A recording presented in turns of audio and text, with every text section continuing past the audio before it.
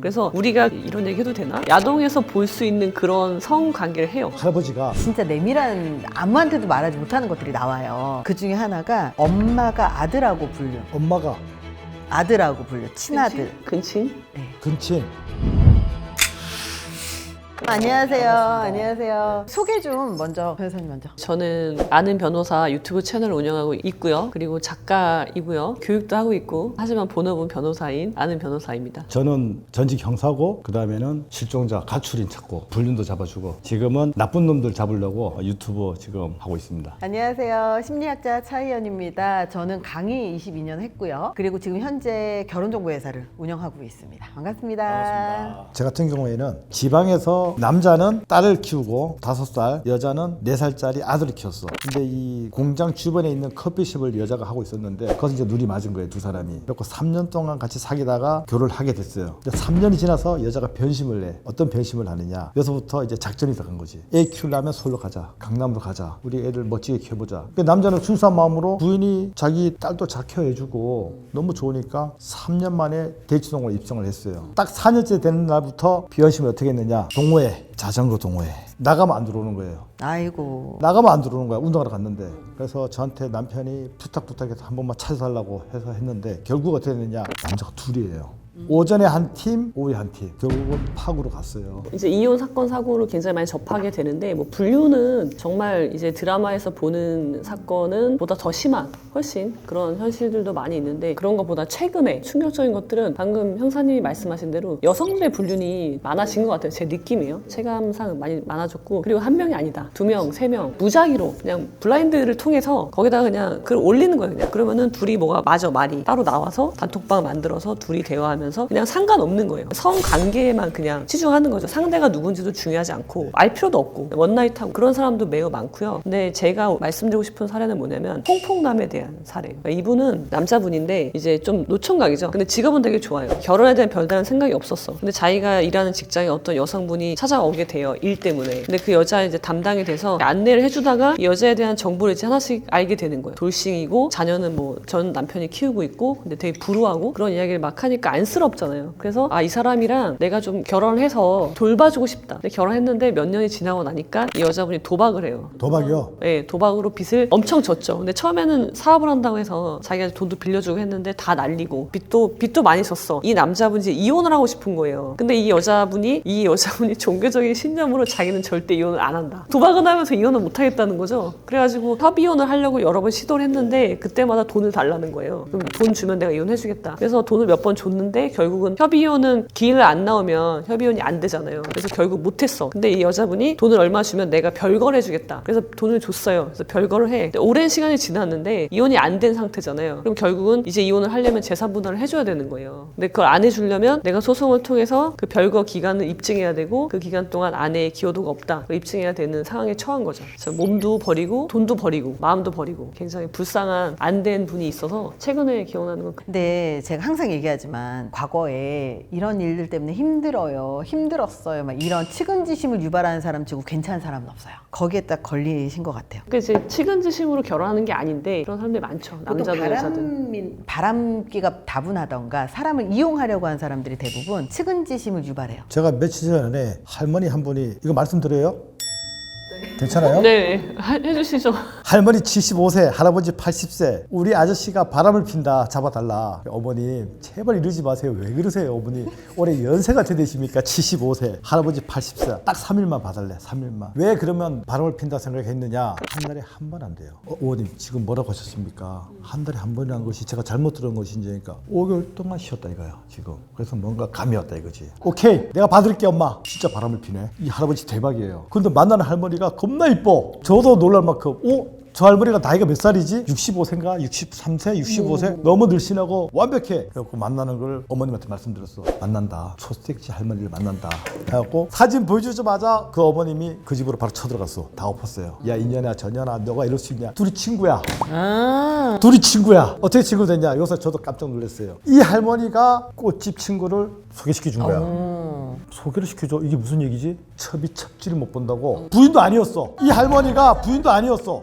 첩이었어. 그럼 의뢰한 사람이 첩이었어요. 본부인은 집에 아파트에 혼자 살아. 어머머머머머. 나중에 부인이 왔어요. 나 왜 왔느냐, 셋이 만나는 자리에서 누구를 선택해 했어. 선택해 골라 했는데 이 할아버지가 꽃집을 선택했어. 그러니까 이 할머니가 완전 맛이 간 거야. 뚜껑 열린 거야. 너 인연 이룰 수 있어 할아버지 갖고 이 본집 할머니한테 찾아간 거야. 내가 첫 번째 첩이고 인연이 두 번째 첩이다 해갖고 결국 이혼했어.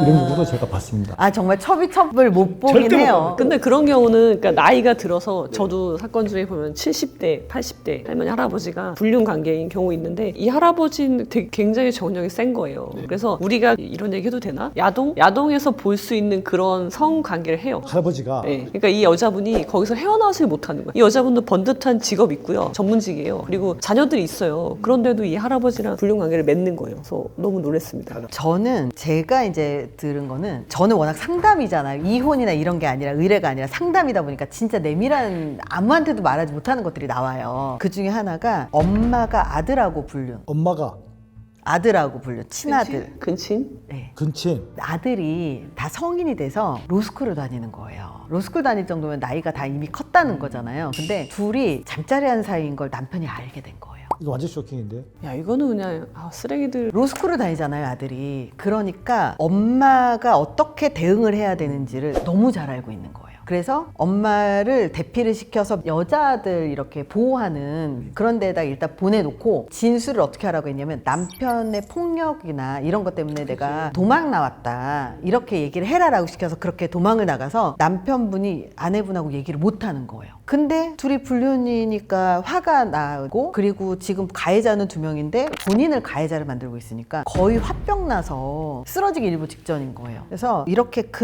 근친 불륜도 생각보다 많고 그리고 또 근친뿐만 아니라 여자가 시댁의 형제하고 불륜이거나 시아버지하고 불륜이거나 이런 것들 되게 많잖아요. 근데 아빠하고 딸이 불륜인데요. 어디에다가도 말을 못 하잖아요. 아빠는 사회적인 위치가 너무 있고 근데 딸하고 둘이 아빠랑 여행을 가. 그러면 주변에서 어머 딸하고 아빠하고 사이가 너무 좋다. 그렇지. 그렇게 얘기를 하는데 사실은 불륜인 거야. 근데 아빠가 딸을 거나 그런 게 아니라 딸이 아빠를 너무 좋아해요. 그 왜 어린애들이 나 아빠랑 결혼할 거야 약간 이런 느낌 있잖아요. 그렇게 아빠를 너무 사랑하고 막 정신병자들이. 애인처럼 붙어서 연인 간의 관계를 집안에서 보여주고 있는 거죠. 근데 와이프는 그걸 보면서도 이혼을 못해요. 왜냐하면 불륜으로 소를 제기하려고 하더라도 근친에다가 사회적인 위치도 있고 먹고 사는데 지장 없이 굉장히 풍족하고 그러니까 이혼을 하지를 못하고 있는 거예요. 그냥 동물들이죠. 뭐 짐승이잖아요, 짐승. 저 같은 경우는 항상 이제 결혼할 때 결혼의 유일한 조건이라고 항상 말씀드리는 게 문제 해결 능력이에요. 그래서 여기서도 사례 나왔던 분들 중에 그 남자분 절대 변하지 않겠다. 나는 이러니까 네가 이해해. 그런 분하고는 절대 결혼하면 안 되고 모든 관계는 부부 관계뿐만 아니라 갈등이 생긴다는 걸 전제로 해야 돼요. 그럼 이 갈등을 어떻게 해결할 거냐. 연애할 때도 많이 싸워봐야지. 그러니까 갈등을 자꾸 참지 말고 아 내가 저 사람을 위해서 이 정도는 참아줄 수 있지. 그게 아니라 내가 불만이 있다고 생각하는 거는 끌어내야 된단 말이에요. 끌어내서 문제 제기를 하고 이것이 어떻게 해결되는지 그걸 체크해야 되는 거죠. 그게 가장 중요한 점이라고 생각합니다. 부모로부터 독립하지 않은 사람은 믿고 걸러야 된다. 한국 사회에서 가장 심각하게 안 된 게 바로 부모에게서부터 독립인 것 같아요. 특히 배우자와의 관계에서 부모로부터 독립이 안 된 배우자는 부모가 이 둘의 싸움에 개입을 하기 시작하거든요. 그럼 이 가정은 거의 반드시 깨지더라고요. 그래서 독립이 안 된 사람은 믿고 걸러라. 바람이죠. 2명, 3명 바람 피는 사람 너무 싫죠. 심리학에서는 바람을 예측할 수 있는 방법 중에 하나가 친구 중에 바람 피우는 사람이 있느냐. 친구 중에 바람 피우는 사람이 있으면 허들이 낮아져서 그리고 거기에 대한 인식이 괜찮아지는 거예요. 그래 되는구나. 특히 바람 핀 경험이 있는 친구가 또 이 바람 필 사람을 소개시켜주는 그런 경우들이 많아서 친구들을 많이 봐라, 부모님을 많이 봐라 뭐 이런 것들을 많이 해요. 아니면 바람 핀 경험이 있거나 갈아탄 경험이 있거나 그러면 바람 가능성이 높다. 고부 갈등이 없었어요. 너무 좋았어 사이가. 그래서 모시고 살아 같이 살면서 며느리하고 시어머니가 연합이 형성되어 있는 구조였는데 이제 두 사람이 이혼 이야기를 하게 된 거예요. 그러니까 시어머니가 점점 이제 본색을 드러내는 거죠. 시어머니랑 남편의 카톡을 보게 되는데 거기에 보면은 간 거예요. 안녕하세요. 저는 심리학자 차희연 채널을 운영을 하고 있고요. 지금 결혼정보회사를 운영하고 있습니다. 저는 법무법인 로앤모 대표 이지은 변호사이고요. 유튜브는 아는 변호사 채널을 운영하고 있고요. 그리고 다수의 책을 쓴 작가로도 활동하고 있습니다. 반갑습니다. 저는 전직 형사로서 지금은 불륜 실종자 싹 다 잡아 드리고 있고요. 깡쩔줄 채널을 운영하고 있습니다. 저 같은 경우는 그 엽기적인 것 중에 가족이 엮여져 있는 것들이 은근 많아요. 그러니까 아빠하고 딸 불륜 사건도 있었고 엄마하고 아들 불륜 사건도 있었잖아요. 사실 실제로 형제 자매 막 이런 것도 의외로 되게 많거든요. 아 진짜예요? 그러니까 어떤 케이스가 있었냐면 그 어떤 여자분이 결혼을 하기 전에 동생도 좀 소개시켜주고 친척도 좀 소개시켜주고 사전에 소개시켜주는 인사를 좀 다니잖아요. 인사를 쭉 하는데 사촌 동생 하나가 되게 시기 질투 같은 느낌을 이제 좀 받았대요. 그러니까 소개를 이렇게 받았는데 경쟁자를 보는 듯한 그래서 그 앞에서는 언니 막 이러면서 남자친구만 딱 사라지면 질투 섞인 얘기들을 막 하더래요. 그리고 그래 친하다고 하니까 친한 사촌 동생이라서 그래서 좀 질투하나 보다 아니면 조금 마음이 좀 속상한가 보다 이제 이러고서 넘어갔대요. 그리고 나서 결혼을 한 거예요. 결혼을 딱 했는데 결혼을 하고 나서 이 사촌 동생이 너무 자주 집에 드나들더래요. 사촌이잖아요. 그러니까 형제 자매도 아니고 사촌이잖아요. 근데 사촌이 결혼했는데 너무 집에 자주 드나들더래요. 근데 집에 드나드는데 옆에서 이렇게 보면 그 너무 애인처럼 붙어 있고 그리고 막 오빠 그러면서 껴안고 그리고 팔짱 끼고 이렇게 팔짱 끼고 막 이렇게 하니까 좀 신경이 쓰이기는 하는데 너무 좀 과하다 이런 생각을 좀 하고 있었대요. 근데 얘네 둘이 어느 날 이렇게 딱 집에 갔는데 침대에 같이 누워서 붙어 있더래요. 그래서 둘이서 붙어 있으니까 아니 이건 좀 너무 과하지 않나 그리고 되게 화가 나서 진짜 고래고래 소리를 지르고 막 이혼하니 이렇게 했는데 친하면 이 정도 되지 않냐고 오히려 그 사촌 동생이 우리 이 정도는 항상 이렇게 친하게 지내왔었다고 그러면서 이상한 사람을 만들었다는 거예요. 한 번은 따로 이제 만나자고 하더래요. 그러면서 이제 사촌 동생이 아니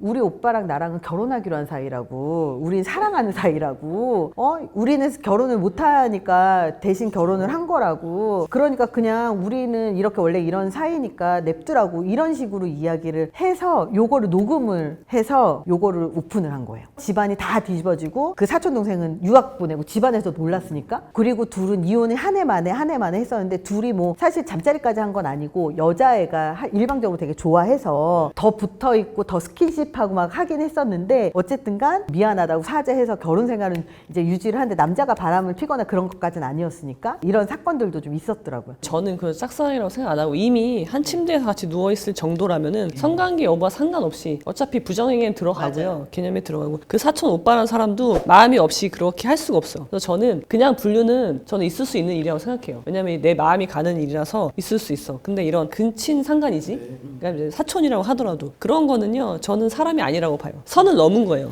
사람이 아니야. 이거는 이혼을 해야 돼요.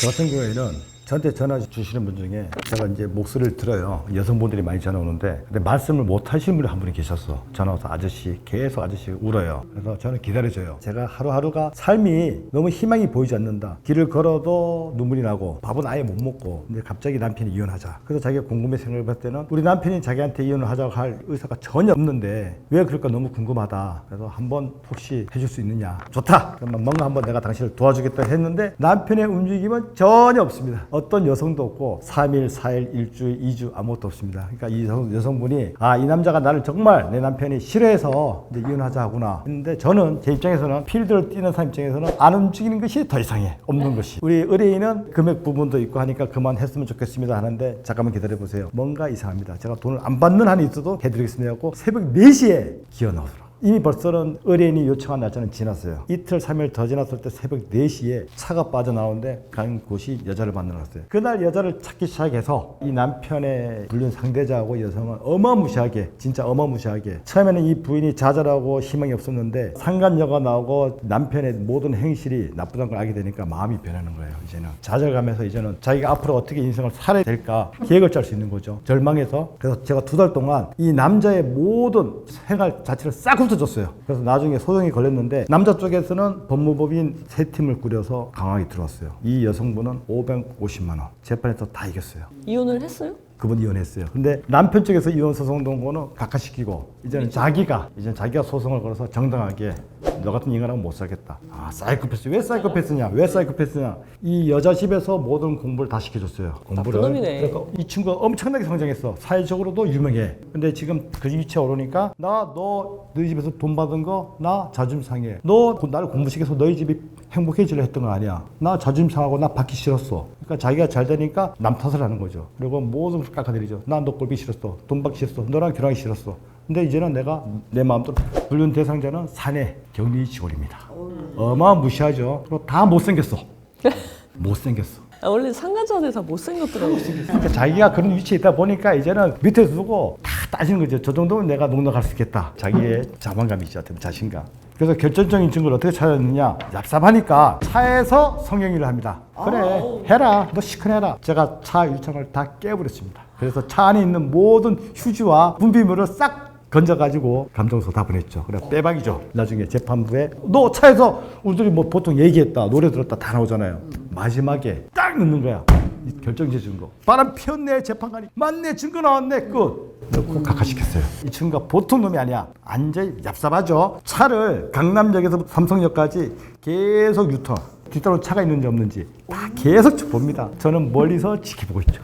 따라라 계속 네가 다녀라. 내 눈에는 다 보이는 거죠. 왜? 2명, 3명이 멀리서 보기 때문에 자기가 아무리 들고 유턴하고 뭔가 생쇼를 해도 우리 눈에는 다 그게 보여요. 안 쫓아다니죠. 미행을. 절대 미행을 안 하죠. 왜? 그 시간에 이 친구가 바람을 피거나 상대방을 만나지 않는다고 확신이 들기 때문에 안 쫓아다니죠. 차 오는 것만 체크합니다. 계속 유턴 한 2시간 동안. 평상시에도 조심하면서 모든 거를 대비했었던 사람이네요. 그러면. 그렇죠. 엄청나게 대비했던 거죠. 그러니까 이혼 소송을 하게 되면은 소장을 받으면은 보통 아무 주장을 안 하는 사람은 없단 말이죠. 기각을 구하지 않는 이상 나도 주장할 게 있으니까 본소가 들어오면은 보통 반소를 같이 제기해. 그러면은 이혼 소송은 보통 2개가 동시에 진행되는 거죠. 그러니까 소송이 2개죠. 절차는 하나지만 그런 경우에 둘 다 이혼을 주장해도 법원에서 꼭 원고의 청구를 기각시키고 피고의 청구로 이혼한다. 꼭 그렇게 해주는 분들이 있거든요. 그러면은 내가 만약에 우리 쪽 대리, 내가 원고를 대리했어. 근데 우리 쪽 주장으로 이혼을 해주면은 너무 기분이 좋은 거예요. 결과는 이혼이 똑같지만 누구의 주장으로 이혼을 하느냐 그것도 굉장히 서로 이제 우열을 가리는 그런 것들이 있는 거죠. 그러니까 아까 말씀하신 피고의 주장으로 이혼이 된 거잖아요. 원고 주장을 기각시키고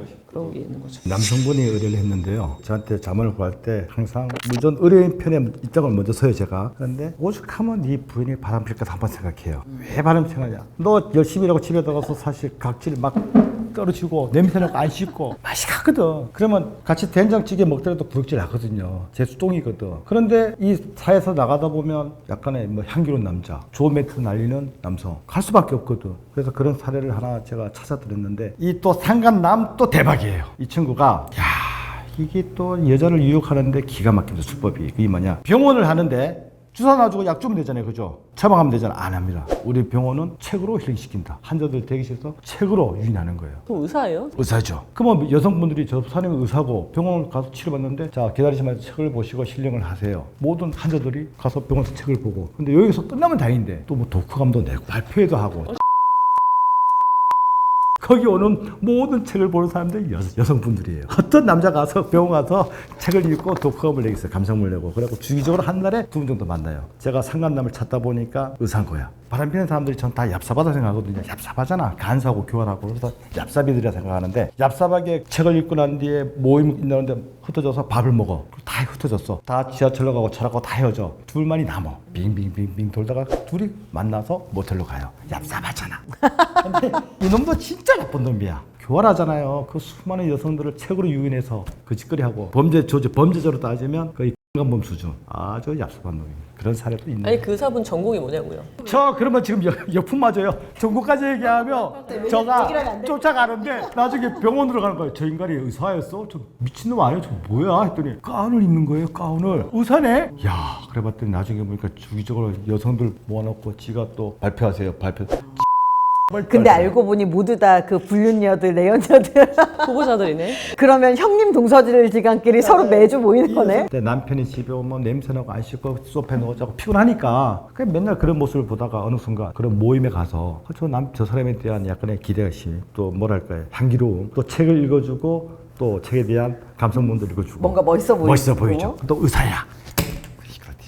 이게 부록하지 못해서 그래요. 바르지 못한 거죠. 생각이. 마흔이 부록이라고 하잖아요. 그게 이제 혹인데 혹이 뭐냐 그렇게 물어봤을 때 부록은 혹하지 않은 거다라고 말을 해요. 답변을. 그럼 혹이 뭔지에 대한 설명이 없는 거잖아요. 혹이 뭐냐면 사람으로서 멈춰야 되는 선을 지키는 게 혹이에요. 방금 그런 케이스는 그 선을 넘어간 거죠. 사람으로서 부끄러움이 없으면 못할 짓이 없다. 그래서 멈추지 못하고 넘어간 사람들을 우리가 이제 혹하게 됐다라고 표현을 하는 거죠. 저는 이렇게 사람들이 요즘에 막 동호회건 뭐 어플로 막 사람들 막 모이는 이런 데 되게 많이 다니잖아요. 뭐 테니스도 있고 골프도 있고 막 이런 너무 많잖아요. 제가 이제 사람들하고 막 이렇게 모다 보면 그 모든 곳에서 불륜이 일어나는 것 같아요. 진짜 그 모든 남녀가 모이는 그 어느 곳에도 남녀가 눈이 맞으면 다 불륜으로 넘어가게 되는 것 같은데 실제로 그 모임에 저도 신기해서 이제 테니스도 뭐도 배우려고 갔을 거 아니에요. 처음에 갔는데 분명히 이분도 결혼했고 이분도 결혼했고 이분도 결혼했고 싱글이 몇 명이 없었어요. 그래서 그들끼리 이제 술을 마시면 술 게임을 하는 거예요. 애들처럼 대학생처럼. 와, 이 나이에도 술 게임을 하는구나 이제 이러면서 되게 신기해가지고 이제 봤어요. 근데 그 게임을 하다 보면 여기에서 마음에 든 사람 있어 없어 게임 뭐 이런 걸 하는 거예요. 유부남 유부녀가. 그래서 그걸 보면서 내가 정말 이해가 너무 안 돼서 언니 오빠 다 결혼하신 거 아니에요? 내가 물어봤어요. 그랬더니 분위기가 갑자기 싸해지는 거예요. 일시에 내가 뭐 잘못했나? 나 잘못한 거 아니잖아. 그걸 물어봤다가 저 그날 정말 눈빛으로 몰매 맞는다는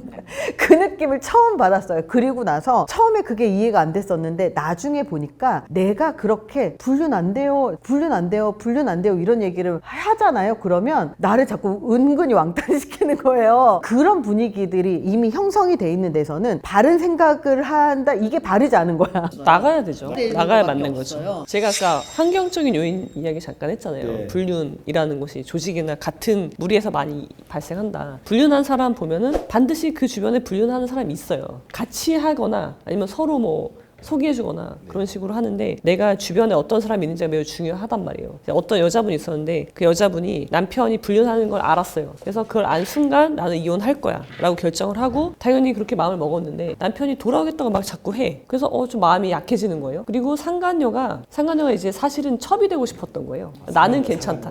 상간녀가 한 10년 가까이 불륜했어요. 아내 몰래. 배신감이 굉장히 크기 때문에 이혼을 해야 되는 게 맞고 처음에는 그렇게 생각을 했는데 시간이 지날수록 이 상간녀는 오히려 잘 됐다. 이제는 알게 됐으니까 아내가 대놓고 만나면 되지. 그래서 나는 뭐 너 이혼할 필요 없고 나는 그냥 첩으로 사실 표현을 하지 않았지만 그 관계는 첩이거든요. 난 첩으로 있어도 돼. 그러니까 같이 만나자. 이제 그렇게 말을 하는 거예요. 그럼 남편은 정리하겠대. 그러면서 아내한테 막 살갑게 굴기 시작해. 그러니까 이 아내분이 이런 환경에 갇히잖아요. 그러면은 원래는 바르게 생각을 하던 분이 여기에 갇히면은 그런 생각을 해요. 이거 그냥 이렇게 살아도 되나? 그런 생각을 하기 시작해. 그러면서 뭘 하냐면은 한 남자를 두고 이제 두 여자가 경쟁하는 구도가 돼버리는 거예요.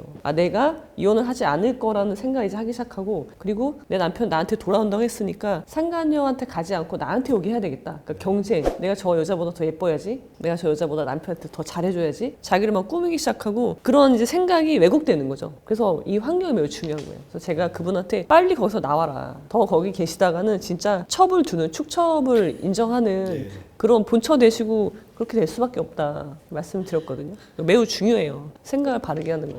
고부 갈등이 없는 부분은 없어요. 근데 이제 이런 분들이 있죠. 결혼하면서 말로만 들은 분들이 나는 고부 갈등이 없을 거야 라고 생각을 하고 그러면서 막 친하게 지내요. 시부모님한테 잘하고 그러면서 어떤 분은 시댁에 들어가기도 해. 주변에서 만류하는데도 아니 우린 괜찮아. 우리는 되게 사이 좋아. 그러면서 들어갔다가 이제 그 고된 맛을 이제 느끼는 거죠. 겪어보지 않으면 몰라. 그래서 들어가서 막 잘해. 그래서 남편하고 나는 사이가 나쁘지만 갈등이 있지만 나는 시부모님하고 너무 좋아. 그리고 시어머니랑 모든 걸 다 공유해. 다 이야기해. 그럼 시어머니가 내 편을 들어줘. 너무 좋은 거예요. 시부모님은 내 편이 아니죠. 시부모님은 언제나 아들 편일 수밖에 없어요. 근데 시부모님이 며느리 편을 들어준다라고 한다면 그건 아직 두 사람의 갈등이 그렇게 심하지 않기 때문이에요. 그러니까 둘이 잘 살기를 바라는 거죠. 시부모님은. 근데 갈등이 정말 극화돼서 이혼을 염두에 두잖아요. 그럼 이제 시부모님이 본색을 드러내시죠. 그런 사안인데 어떤 경우였냐면 이 경우도 고부 갈등이 없었어요. 너무 좋았어 사이가. 그래서 모시고 살아 같이 살면서 남편을 이제 오히려 적대시하는 그러면서 이제 연합이 이렇게 형성되는 며느리하고 시어머니가 연합이 형성되어 있는 구조였는데 이제 두 사람이 이혼 이야기를 하게 된 거예요. 그러니까 시어머니가 점점 이제 본색을 드러내는 거죠. 그러면서 어떤 걸 발견하게 됐냐면 이혼도 안 했어요. 이혼 소송도 아직 시작도 안 했어. 시어머니랑 남편의 카톡을 보게 되는데 거기에 보면은 결정사에 간 거예요. 시어머니가 내 아들 다시 장가 가야 되니까 결정사에 가서 내 아들 프로필을 주고 내 아들 재혼을 이제 벌써 준비하는 거예요.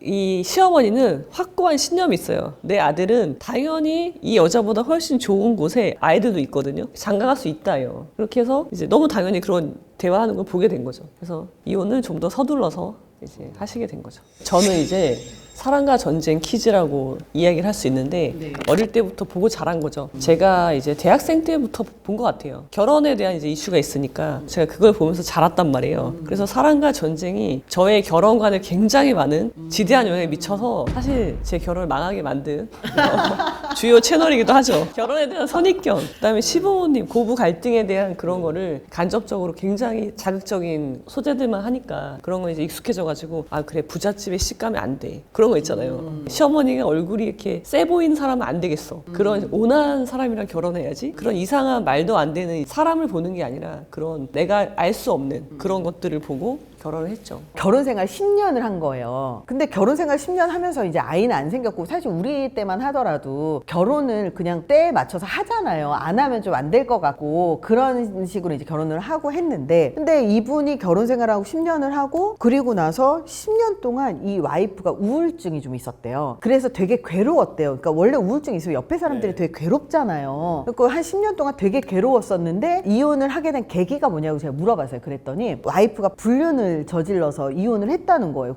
불륜 누구랑 했냐고 그랬더니 자기하고 가장 친한 친구하고 불륜을 한 거예요. 그래서 어떻게 불륜을 걸렸냐고 그랬더니 처음에는 자기하고 가장 친한 친구하고 막 되게 친하게 지냈대요. 막 같이 골프도 치러 다니고 같이 놀러도 다니고 막 이렇게 다녔는데 어느 날 이 와이프가 그 친구한테 너무 친하게 막 얘기하면서 이렇게 어깨를 막 치고 막 이러면서 친하게 얘기를 하더래요. 편하게. 그래서 이상하네? 아무리 친해도 저 정도인가? 이제 이런 생각을 하고 그냥 넘어갔었다고 해요. 그러다가 시간이 좀 지나서 어느 날 그 와이프가 그 친구하고 만나러 가기로 했는데 어느 정도 이제 연락이 끊어졌다는 거예요. 그래서 연락이 끊어진 것부터 좀 이상하잖아요. 그래서 블랙박스를 확인을 했대요. 그랬더니 거기에 그 불륜의 증거가 고스란히 남아 있었던 거예요. 그래서 그거 갖고 이혼을 했는데 결혼해서 그러니까 돈을 좀 워낙 잘 벌어서 모은 이렇게 형성한 재산이 한 100억 정도 됐었나 봐요. 강남에 아파트 어디 아파트 해가지고 이제 한 100억 정도 됐는데 그 중에 반을 그분의 불륜으로 헤어졌는데 재산도 반을 나눠줘야 되는 거예요. 근데 위자료는 해봤자 1, 2천만 원, 뭐 3, 4천만 원 요거 받잖아요. 그러니까 50억을 떼어서 줬는데 나는 위자료 5천만 원밖에 못 받는 거야. 그래서 이분이 이제 이혼을 진짜 되게 다닥까지 보잖아요. 그렇게 이혼을 했는데 그 이후에 잘 운영하던 사업체도 이제 몇 년간 못 하시고 진짜 멘탈이 완전 나가시더라고요. 그렇게 해서 몇 년 동안 멘탈 회복하시고 다시 복귀하시더라고요. 그래서 이혼은 신속하게 해야 되는 거예요. 그러니까 사람이 계산을 잘해야 돼. 내가 결혼 생활이 길어질수록 기여도가 당연히 상대방이 돈을 안 벌었어도 기여도가 쌓이니까 당연히 5대5 되는 생각을 왜 못해요. 내 재산 나눠줄 생각을 왜 못하냐는 거죠. 대부분이요. 이혼 이야기를 하면은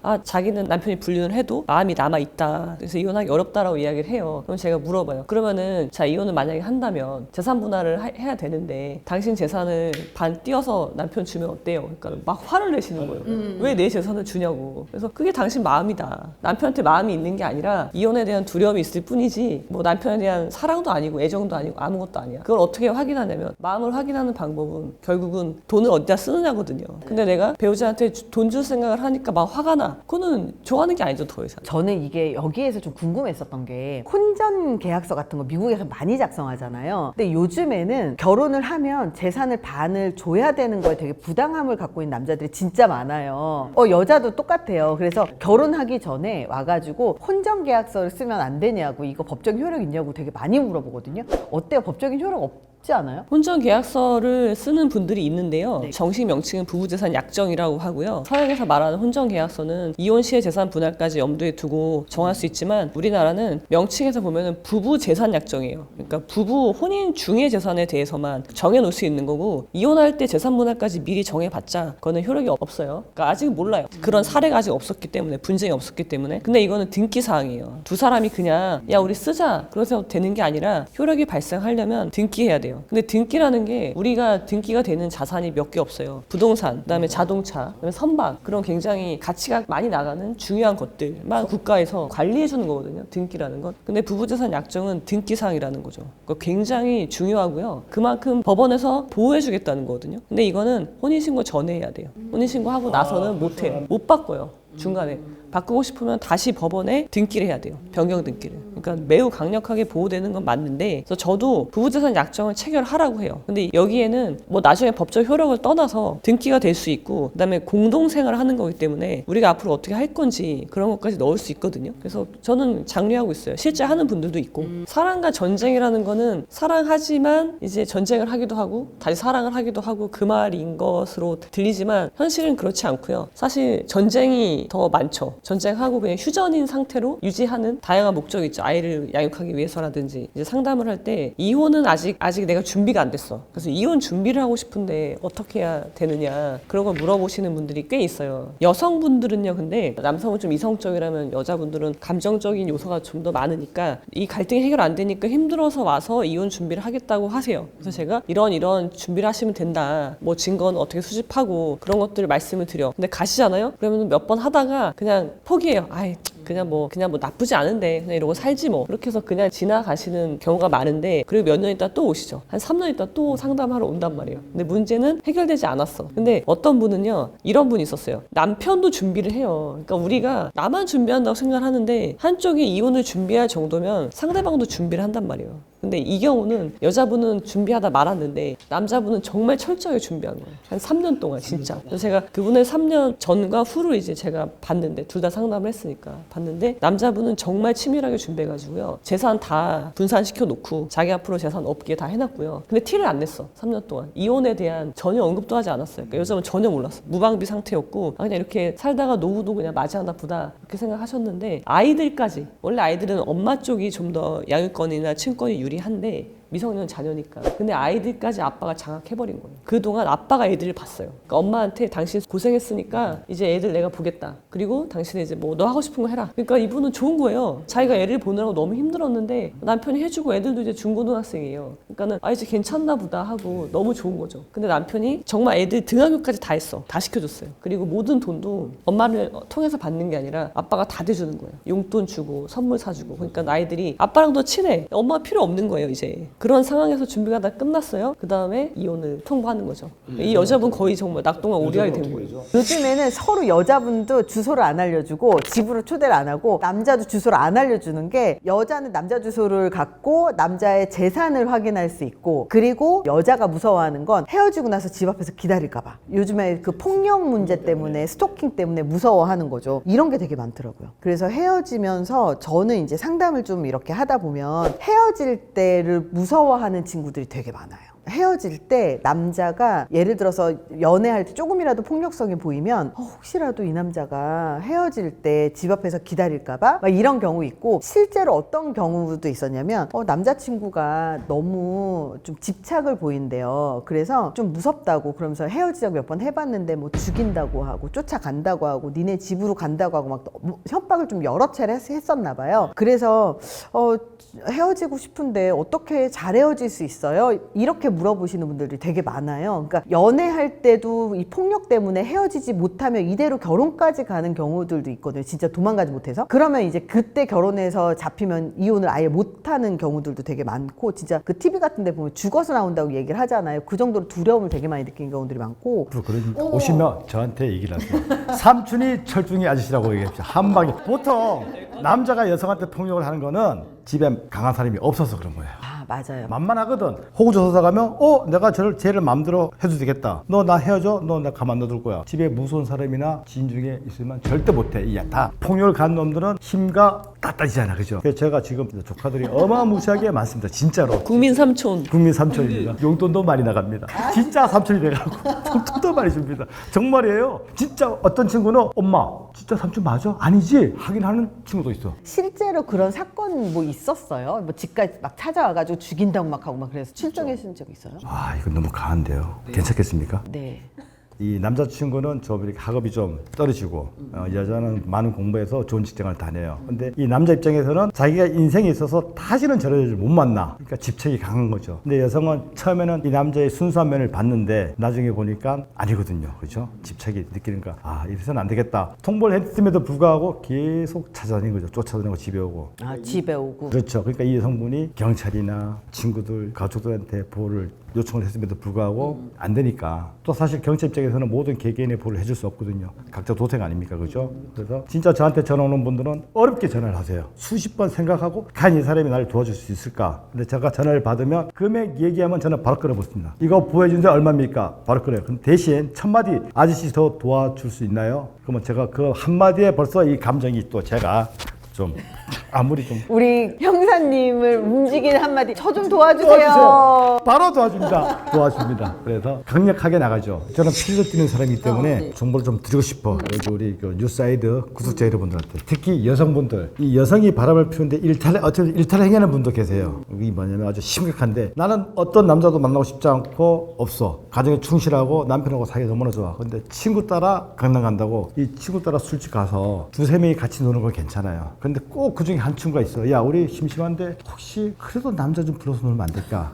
간단하게. 그러면 나는 그걸 거절해서 못해. 친구가 저렇게 오랜만에 만난 친구가 하자고 하니까 무건적으로 내가 그래 뭐 나야 별일 있겠어? 뭐 나는 놀다가 가면 되지. 근데 이 마귀들이 약을 탄단 말이야. 약을. 실제 약을 타요. 그러면 재밌게 놀다가 약을 하나 터뜨리면 나중에 눈 뜨면 호텔 방이야. 그럼 마귀들이 어떻게 하겠냐요. 이때부터. 돈이죠. 목적은 돈이죠. 그럼 내가 사회적 지위도 있고 가정도 있고 협박이 들어오는 거야. 그러면 돈이 1억 2억에서 끝나면 좋다 이거야. 2억, 5억, 10억, 20억, 30억, 40억. 40억 이상 나가면 인생 모든 자기가 이까지 살아오면서 이뤘던 성공이 다 무너지는 거야. 가정적으로 무너지고 회사적으로도 무너지고. 그럼 그 다음에 오는 게 뭐겠어요? 호텔감이죠. 이제 극단적 선택까지 가는 사람도 제가 옆에서 봤어요. 그래서 우리 여성분들께서 그런 일탈 행위 남자들이 마귀들이 기다리고 있다는 거 명심하고 제발 친구가 야 우리 남자 좀 불러서 간단히 놀면 안 돼 하면 야 이 X잖아 그 X냐고 내가 내뱉는 하나가 오히려 내가 볼 때는 뒤돌아 서서 나의 행복을 이어가지 않는다 그렇게 보거든요. 그거는 어떻습니까? 그런 경우에는요 우하게 욕을 해줘야 되는데요. 뭐 욕이라고 할 수는 없지만 너가 좋으면 너는 그렇게 해라. 그리고 나는 나와야 되는 거죠. 걔한테 화낼 필요도 없어요. 미친이라고 할 필요가 없어. 왜냐면 내 입만 더러워지니까. 그러니까 그런 환경에 날 두면 안 되는 거예요. 그러니까 문제는 나를 어디에 두느냐의 문제예요. 거기에 두면 안 되죠. 일로 밖으로 가지고 나와야죠 나를. 좋은 환경으로 나를 두는 거. 근데 이런 경우가 많습니다. 실제로 실제 많습니다. 좀 주의를 요합니다. 남자는 주에 한 1회에서 2회 정도 정자를 분출해야 되잖아요. 그래요? 진짜요? 네. 모르세요? 아닌데 그거 잘못 아시는 거예요 그거는. 모르세요? 아니에요. 모르는 게 아닌데. 잠깐만 저는 한번 여쭤보고 싶은데 어떠세요? 맞아요? 전혀 아니에요. 내보야 전혀 아니에요. 어렸을 때도? 네, 마찬가지예요. 지금도 마찬가지고 관심도 이 부분에 대해서 주에 일에 불가능해. 이혼 사유가 어떻게 되시나요? 이어서요.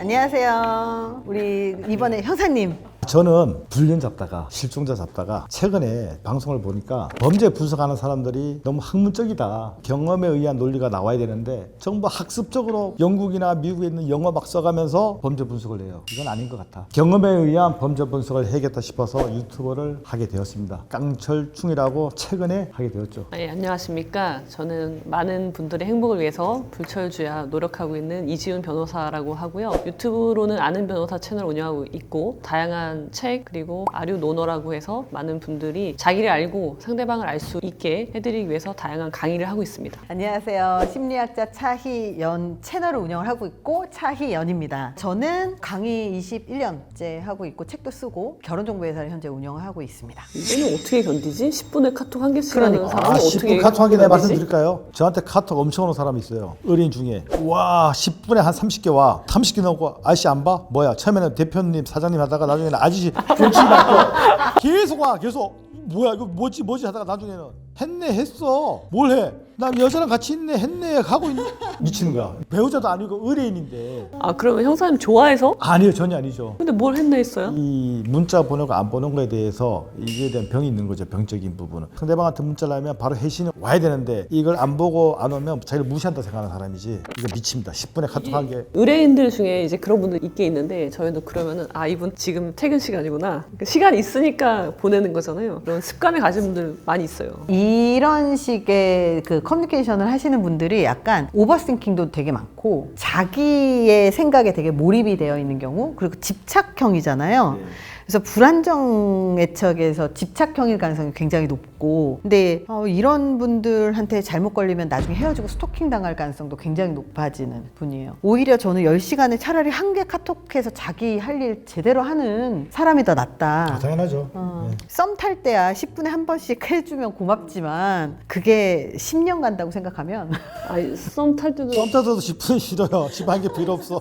안 해도 돼 괜찮아. 근데 가끔 이런 분들이 있어요. 그러니까 카톡을 10시간에 하나를 보낸다는 건 거기다가 이제 용건이 다 들어가게 보내는 거예요. 그게 나도 답하기가 좋은데 10분에 하나씩 보내는 사람들은요. 쓰면 돼. 자기 용건을. 근데 변호사님 하고 보내. 그럼 내가 어떻게 하라는 거야? 내가 네 해야 되나? 아무 대답을 안 하고 있으면 다음 말을 안 하는 거예요. 그래서 제일 싫어하는 카톡 스타일. 그냥 호칭 그러니까 말하듯이 문자를 보내는 사람들. 제일 이런 사람들이 10분에 하나씩 보낼 거예요. 아마. 그러니까 이런 상황 자체가 고르기 싫죠. 둘 다 싫은데 난 차라리 몸을 준 게 낫다. 몸도 아닌데. 몸에서 마음이 생기나요? 몸 완전 상하죠. 그렇죠. 몸과 마음이 분리된다는 게 말이 안 되는데 말이 안 되는데. 몸을 준다는 건 여러 명한테 줬을 것 같거든요. 몸만 줄 수 있다는 거. 마음은 한 사람한테만 주잖아요. 근데 아까 제가 말씀드린 것처럼 여자분인데 다양한 남자랑 분류하는 분을 제가 봤단 말이에요. 그러면은 이런 분은 대표적으로 몸을 주는 배우자일 건데 다수랑 한 사람이랑 어떻게 살지? 그렇지 뭐. 차라리 마음이 날 것 같기도 하고 그럴 바에는. 저는 이성 몸 좀 배우자. 이거는 용납이 안 될 것 같아요. 왜냐면 몸을 준다는 거는 마음이 안 가기 때문에 여기저기 다 줄 수 있다는 이야기로 들려서 여러 번일 것 같아요. 의뢰인들 중에 꼭 확인하는 것이 있어요. 잤나 안 잤냐. 꼭 따져 부인한테. 너 잤냐 안 잤냐. 안 잤다고 하면 넘어가는데 잤다는 순간 다 깨져. 저 역시도 마찬가지고. 그래서 저는 너무 많이 봤기 때문에 남자들은 특히 자기 배우자가 다른 남자랑 잠을 잤냐 안 잤냐를 엄청나게 따져요. 진짜로. 그런 것 같아요. 잠은 안 잤는데 몸은 여기 있어도 마음은 딴 데가 있어. 괜찮으세요? 저는 잤냐 안 잤냐 중요하지 않아요. 사람마다 이제 느끼는 게 다를 수 있지만 성관계를 하는 것보다 손을 잡는 것만으로도 저는 이미 마음의 교감이 있다고 생각을 하거든요. 손 잡는 게 굉장히 야해요. 선정적이에요. 성관계를 했냐 안 했냐라고 따지시는 배우자분들은 저는 집착하는 거예요. 그래 네가 성관계를 안 했으면 그래도 내가 용서해 줄게 라고 용서하기 위한 밑밥 까는 거지 실제 그게 중요하지 않거든요. 그 성이 남자고 여자고 좀 다른 게 있어요. 남자는 주에 한 1회에서 2회 정도 정자를 분출해야 되잖아요. 그래요? 진짜요? 네. 모르세요? 아닌데 그거 잘못 아시는 거예요 그거는. 모르세요? 아니에요. 모르는 게 아닌데. 와 이거 나 과학적인 거예요. 왜냐면 개인의 측면에서 생각을 하면 안 되고 네. 이게 생물학적인 측면에서 생각을 생물학적으로, 해야 돼요. 오케이. 왜냐면 남자의 정자가 28일에 한 번씩 생성이 되잖아요. 그리고 양이 많단 말이에요. 그래서 주에 1회에서 2회 정도까지는 적어도 30, 40대, 50대 정도까지도 1, 2회를 분출을 하시는 분들이 많아요. 그걸 원하시는 분들도 많고. 잠깐만 저는 한번 여쭤보고 싶은데 네. 어떠세요? 맞아요? 전혀 아니에요. 전혀 완전 이거는 뭐 생물학적이 아니라 제 기준으로 말씀드리면 내보야 전혀 아니에요. 어렸을 때도 마찬가지예요. 지금도 마찬가지고 관심도 이 부분에 대해서 주에 1회 불가능이 이혼 사유가 어떻게 되시나요? 이혼 사유 제 유책으로 인해서 왜 이걸 물어보냐면 주 1회에서 2회를 말을 하시는 남자분들이 되게 많아요. 왜냐하면 결혼을 안 하신 분들 같은 경우도 여자친구랑 몇 번 해야 돼요? 그러면 주 1, 2회를 해야 되고, 그리고 주 1, 2회는 아니더라도 한 달에 한 번 적어도 2주에 한 번, 한 달에 한 번은 적어도 해야 된다. 그렇지 않으면 와이프로서 본인의 역할을 안 하고 있다라고 인지하시는 분들이 생각보다 되게 많아요. 아내분이? 남자가. 네. 남자는 성적인 게 되게 중요해서, 그래서 제가 아내분한테 한 달에 한 번도 안 한다면 남자는 무조건 바람이다라고 얘기를 해드리는 거예요. 왜냐면 분출을 해야 되기 때문에. 그렇진 않은데. 그렇지 않은 거 그러니까 분출을 안 하면 몽정이. 아니에요. 내가 말씀드릴게요. 제가 이거는 제가 진짜 그래서 남자하고 여자하고 다르다라는 게 뭐냐면, 우리 그 형사님은 논외를 하고 보통 남자들이 일주일에 한 2번 요 정도는 평균이라고 생각을 하고, 여자들 같은 경우는 생리 전후하고 배란기 때 거의 하루 이틀 정도씩밖에 성욕이 안 생겨요. 근데 그마저도 누르면 안 하고 싶어지는 게 여자고, 그리고 자주 안 하고 오르가즘을 못 느끼면 더 안 하게 되는 게 여자거든요. 그러다 보니까 남자고 여자가 생각을 하는 바람의 기준이 조금 다르지 않을까. 그래서 남자가 아내가 잠자리 했어 안 했어를 좀 더 많이 물어봐서 그걸로 이혼의 기준을 삼는 것 같고, 여자들 같은 경우는 잠자리가 그렇게 엄청 중요하지 않는 경우들도 있단 말이에요. 그러니까 마음을 준 배우자에 대해서 더 분노를 감추지 못하는 사람들이 좀 더 많더라고요. 그러니까 저는 마음이 가지 않는데 성관계를 한다는 것이 더 나쁘다고 생각하거든요. 이거는 성매매도 가능한 거예요, 사실상. 맞아요. 그래서 두 가지 중에 고르라면 마음을 준 배우자하고는 아니다. 그럼 안 되네, 둘 다. 둘 다 안 둘 다 안 돼요. 둘 다 안 돼. 네, 그렇죠. 근데 굳이 둘 중에 하나 고르자면 고르라면? 아니잖아요. 고르라면은 둘 중에 굳이 고르라면 마음 준 배우자가 더 낫다. 이거 고민 여지가 있나요? 기념일에 턱턱 사주는 배우자. 저도요. 이런 거 필요 없어요. 손편지, 옷. 이거 필요 없다고. 귀찮다고. 이런 분들은 나도 똑같이 손편지를 써주지 않으면 그러니까 삐지시고, 답장해야 되잖아. 그리고 사실 기념일에 3만 원 이상 절대 안 쓰는데 얼마나 쪼잔할 거예요, 사람이. 근데 제가 손편지 받았거든요, 최근에. 네. 기분 좋아요. 진짜 기분 좋아요. 근데 그것도 가끔 받아야 기분 좋잖아요. 매번 일주일에 한 그렇지. 번씩 매번은 아니지. 손편지에 꽃에 3만 원짜리 볼펜 하나 이렇게 해가지고 선물을 맨날 줘. 근데 필요하지 않아. 꽃이랑 손편지라는 건 정성이 많이 들어가는 일이죠. 근데 이런 걸 받으면 기분이 좋아. 저 사람이 나를 좋아하는구나. 애정이 크구나를 느낄 건데 정말 그럼 기대치가 계속 올라갈 거 아니에요. 근데 기념일날 3만 원짜리로 뚝 떨어지는 맞아, 거잖아요. 맞아. 그러면 얘가 지금 날 네. 갖고 놀리나? 맞아. 오히려 화가 나겠죠. 화가 나겠죠. 그리고 사람의 마음이라는 건 결국은 돈이 가는데 마음이 있는 거거든요. 그러니까 나한테 3만 원밖에 마음이 없는 거죠, 이 사람은. 형사님은 남자니까 좀 다를 수 있을 것 그렇죠. 같긴 해. 나는 좀 틀리죠. 자주 표현하고 3만 원 이상 안 쓰는 배우자가 낫다. 아니죠, 그건 아니죠. 결국은 만장일치. 네, 만장일치입니다. 당연히 찐사랑이지 않나요? 그렇죠. 찐사랑 월 300? 맞죠? 아니, 머리로는 재는 사랑 월소득 1,000만 원을 선택을 해야지 좀 편안하게 살 것 같은데, 마음은 찐사랑 월소득 300만 원이 아닐까. 아, 찐사랑 월소 300만 원이 맞습니다. 그쵸? 저도 결혼정보회사에서 보면 사람들은 조건 갖고 사람을 만난다고 생각을 해요. 근데 조건 빼고 진짜 찐사랑 찾아라가 결혼정보회사의 역할이거든요. 그래서 아무리 조건이 좋아도 진짜 거기에 호감이 생기지 않으면 사람들은 만나지 않더라고요.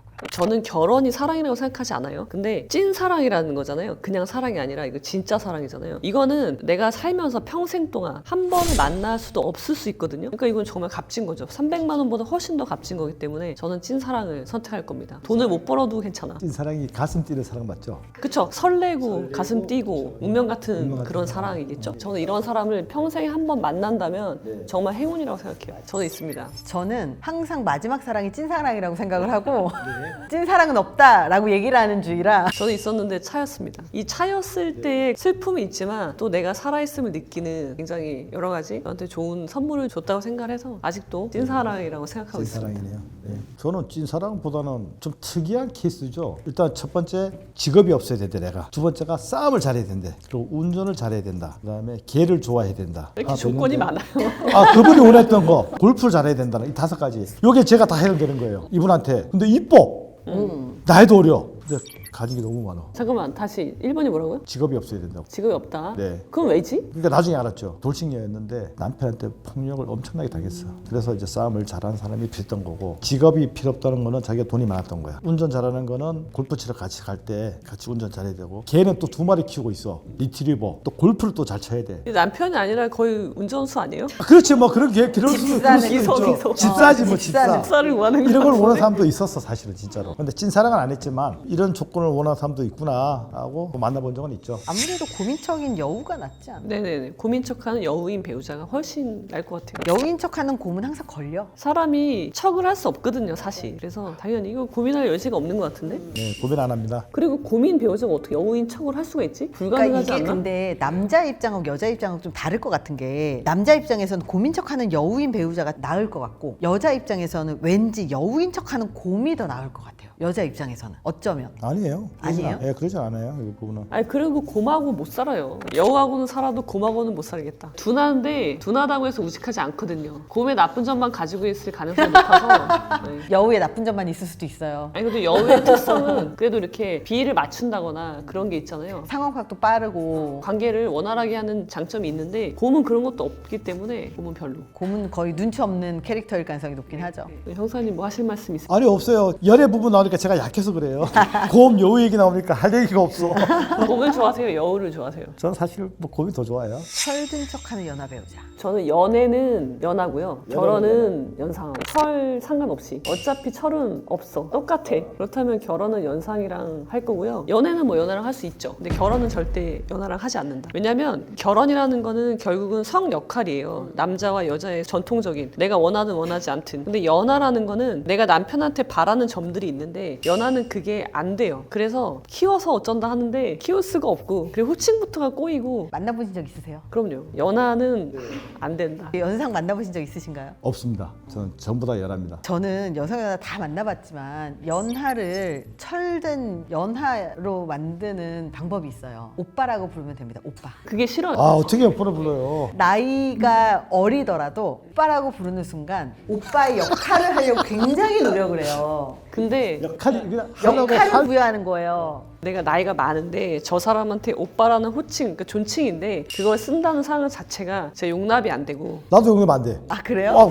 막 닭살 쏟는데 어떻게? 저는 오빠라고 부르니까 갑자기 약간 나보다 오빠의 행세를 하는 거예요. 나이 차이가 많아도. 근데 그걸 보면서 너무 귀여운 거예요. 근데 귀여운데 그 오빠라고 딱 부르면서 하루 정도 오빠라고 부르잖아요. 그럼 그때부터 어깨가 이만큼 올라가면서 자신감을 확 갖기 시작하면서 실제로 연상을 만나는 거하고 똑같은 행동을 해요. 그러니까는 내가 이 연하를 그렇게 어깨에 뽕이 들어가게 해줘야 되는 게 너무 싫은 거예요. 나는 계속 얘를 업을 시켜줘야 되는데 내가 왜 이걸 하고 있지? 기분이 아니, 좋을 호칭만 바꾸면 때는 돼요. 호칭만. 매번 이렇게 우쭈 짤 필요 없어요. 호칭만 딱 바꾸면 돼요. 기분이 좋을 때는 해줄 수 있지만 진짜 같은데. 불가능. 예. 불가능합니다. 그거는. 저는 친구 많은 인싸예요. 저는 친구 많은 인싸인. 저는 친구 없는 아싸인. 왜냐면 제가 아싸기 때문에. 제가 친구가 없기 때문에. 근데 바쁘시지 않아요? 바쁘죠. 바쁘죠, 바쁜데 무슨 그게 어떤 사람과 약속해서 바쁜 게 아니라서 저는 뭐 사람을 만나는 일이 거의 없고 저희 사무실 밖을 나가는 일이 없어요. 그러니까 여기 오늘 온 것도 저는 굉장히 그러니까 연례 행사처럼 와야 되는 멀리 이렇게 나오는 일이 없거든요. 네. 그래서 저랑 성향이 비슷한 사람을 좋아합니다. 저는 제가 너무 바쁘니까 항상 집에 늦게 들어가 막 10시, 11시, 12시 막 새벽까지 일하고 막 이러니까 너무 집에만 있어서 나랑 놀아야 돼 막 이러면 제가 너무 버거운 거예요. 일을 못 하니까. 그래서 차라리 아싸에서 놀다가 다 놀 거 에너지 다 빼고 그리고 나중에 집에만 있어. 그래서 집에서 얼굴만 보는 거죠. 딱 적당한 것 같아 이게. 그래서 연애보다는 집에다 앉혀놓을 그런 사람이 있으면 오히려 연애 안 하고 그냥 집에서 살림만 해라 라든가 아니면 살림하려면 얼마나 바쁜데요. 인싸 못해요 이거. 나가 놀다가 다 놀 거 있으면 들어와라 그러면 이제 나랑 귀가 시간이 맞는 거죠. 저는 양쪽 다 불가능한데 선택을 할 수가 없어. 관심이 없어. 우리도 관심 없는데요. 그죠? 하는 거예요. 짜는 거야 짜는 짜는 거 거구나. 그냥 해. 미안합니다. 근데 그대로 얘기하지 하나 말고. 선택하세요. 나 변호사님하고 동일 바꿨네요 그러면은. 아싸로. 사람 바꿨습니다. 그게 나은 것 같아요. 아 우울증 있는데 억만장자 만나야지. 당연하죠. 당연하죠. 아니 빚이 100억이 없으면 우울증이 있어도 되겠는데 이 빚 100억을 어떻게 할 건데 그러면 그 내가 우울증도 없어. 얘는 너무 우울증은- 건강하잖아. 나만 우울한 것이 나만. 빚이 100억이니까. 우울증이 있으면 병원 데려가면 되지. 이게 뭐가 문제야? 아니 그러니까 얘는 되게 문제인 게 우울증이 없는데 빚이 100억인 애는 되게 문제인 게 맞아 이게 더 문제야. 빚이 100억이나 있는데 네가 우울증이 없으면 되니 지금? 우울해야지. 얘는 안 돼 얘는. 불가능. 맞아 빚이 100억이면 우울증이 100% 생길 수밖에 없어 이거는. 그렇지. 우울증 안 제정신이 생기는 안 게 돼. 그렇지. 머릿속에 100억이 꽃밭이야 이게. 100억 있으면 우울증 없지 않나요? 100억이 있어도 우울증은 생겨요. 왜냐하면 사람은 자기가 원하는 목표나 이런 것들을 달성 못하는 그 갈망과 달성하고 난 이후에 구르기 상태로 왔다 갔다 하거든요. 그래서 100억이 있잖아요. 그러면 오히려 너무 지루해. 아무리 재미있게 살려고 해도 삶이 지루해져서 구르기 상태로 넘어가는 분들이 의외로 많아요. 아까 말씀하신 게 돈이 있는데 왜 우울증 오냐는 질문이셨어요? 네, 그렇죠. 이런 경우 매우 많죠. 정말 최근에 있었잖아요. 그 게임회사 네, 네. 대표님 하셨잖아요. 맞아. 그분 조 단위의 재산이 있었죠. 맞아. 사람의 행복은요 돈에서 오는 게 아니기 때문에 관계에서 오는 거거든요. 제가 볼 때는 불행한 관계를 끊지 못하고 있으면 우울증이 오고요. 행복한 관계가 없을 때 내 주변에. 그래서 저는 이해가 충분히 되는데. 오히려 지루하기 때문에 우울증 오시는 분들도 되게 많아요. 그러니까 삶에서 우리가 이제 심리학에서 행복이라고 하는 관점을 얘기를 할 때 내가 목표한 바를 달성해 나가는 과정에서 행복감을 느끼는 게 하나가 있고 또 하나는 그냥 쾌락주의적인 행복. 그냥 쉬고 놀고 먹고 싸고 이러면 그 행복한 거. 근데 이 두 가지가 둘 다 필요한데 사람이 제일 금방 우울증에 오는 경우들이 뭐냐면 목표가 없을 때 꿈을 갖고 목표를 갖고 그거를 위해서 뭐가 됐든 노력을 해야 이 삶이 행복해지는 거예요. 그러면서 중간중간 쉬어주는 거. 근데 그게 없는 사람들이 이제 우울증이 오는데 돈이 되게 충분히 많아. 근데 삶에서 다른 이루고 싶은 게 없어. 그럼 우울증이 오는 경우들이 많은 거죠. 제가 옛날에 한번 영상을 찍은 적이 있어요. 돈이 행복을 결정하는 게 아니다. 네. 그런 영상을 찍었는데 댓글에 뭐가 달렸냐면 네가 돈이 있는데 불행하면 네가 돈이 부족한 거다. 그러니까 다 돈으로 가시는 분들이 있는데 전혀 그렇지 않거든요. 그래서 이건 너무 당연히 가능한데 돈이 있어도 우울증이 올 수 있죠. 오히려 더 많다고 그래서 봐요. 돈이 많으면 오히려 이상한 사람들이 많이 꼬이고 배신도 너무 많고 그래서 사람에 대한 그런 상처도 많고. 그럼 제가 왜 여쭤봤냐면 지금 저는 우울증 자체가 없어요. 우울증 걸린 사람은 왜 저 사람이 우울증 걸리지? 나도 힘든 거 있고 사람 다 누구나 고통스럽고 그렇게 살아간단 말이에요. 근데 저는 고통을 느낀다 해서 우울증이 오거나 그런 적은 없거든. 근데 예를 들어서 나한테 돈이 100억이 생겼어. 그럼 나 우울증이 없지만 돈 100억이 있으면 더 행복해질 것 같고 우울증은 없을 것 같은 생각이 들거든요. 저는. 그래서 여쭤본 거예요. 물론 박사님처럼 돈 있는 사람도 우울증 당연히 오겠죠.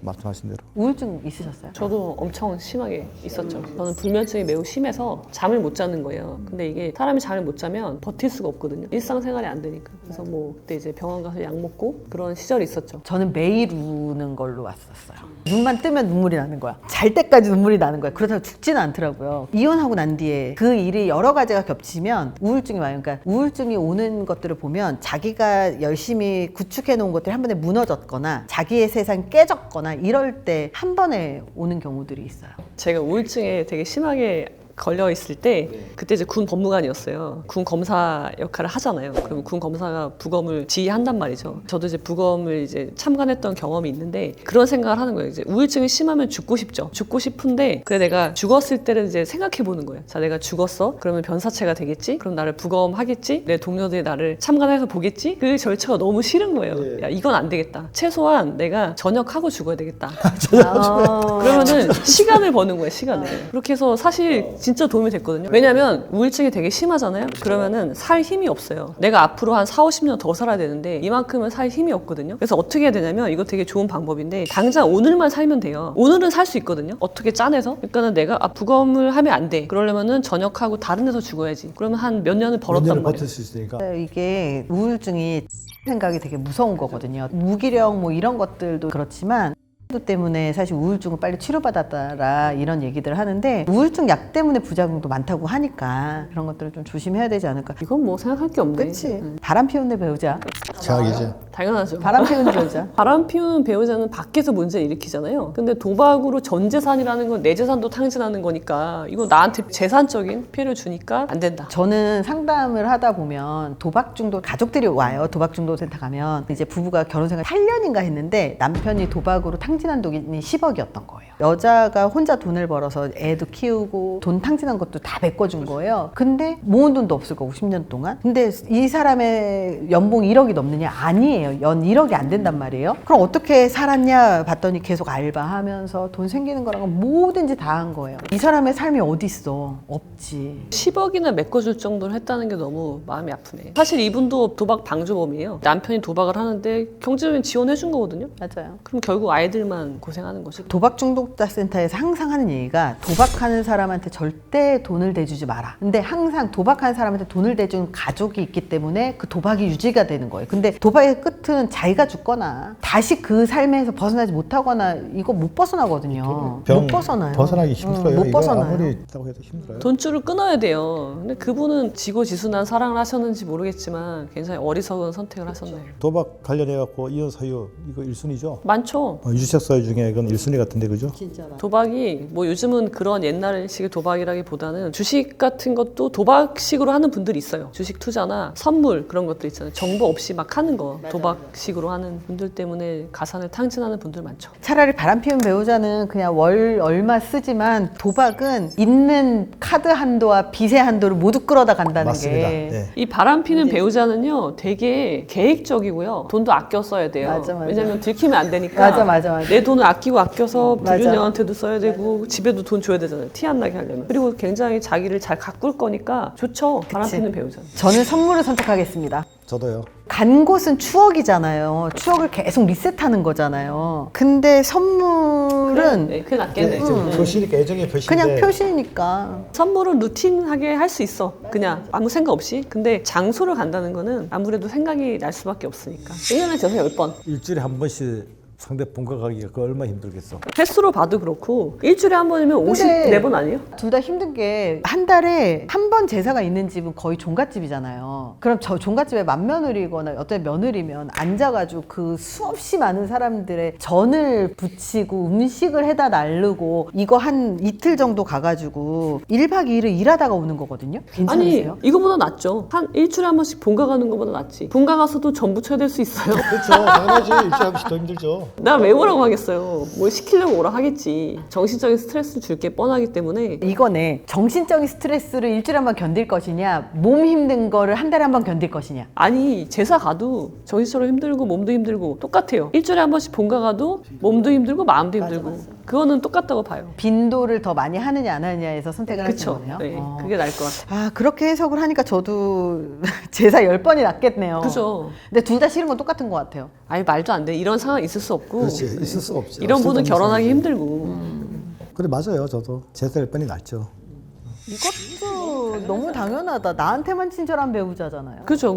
네. 진짜 최악은 남들한테는 친절한데 나한테 친절하지 않은 배우자가 최악이잖아요. 바깥에서는 나쁜 놈 소리 들어도 나한테만 천사면 최고의 배우자니까. 아, 그래요? 그럼요. 단 데서도 잘해야 되지 않나? 다른 데서 당연히 잘해야 되는 게 맞지만 굳이 이런 상황이 많잖아요. 같이 이렇게 있는데 만약에 둘 커플이야. 근데 여기서 이 사람한테 잘해주고 나한테 잘해주는 것하고 이 사람 빼고 나한테만 잘해주는 건 다른 문제거든요. 그렇죠. 이 모두에게 친절한 배우자는요 아무래도 쓸데가 없어요. 나쁜 사람이에요. 사리 분별이 없고 왜냐면 사람은 관계라는 게 있잖아요. 그럼 나랑 제일 가까이 있는 관계가 있거든요. 그리고 저기 멀리 있는 관계가 있는데 그 사람들을 모두 똑같이 친절하다? 이거는 말이 안 되는 거죠. 나랑 가까이 있는 사람한테 가장 친절해야 되고 멀리 있는 사람한테는 그만큼만 친절하면 되거든요. 뭐든지 중요도라는 게 있잖아요. 중요한 사람한테 가장 중요한 행동을 하는 거고 중요한 일에 가장 시간을 쏟아야 되는 게 맞는 거니까 중요도에 그런 가산점을 좀 많이 넣어야 되지 않나. 관계든 일이든.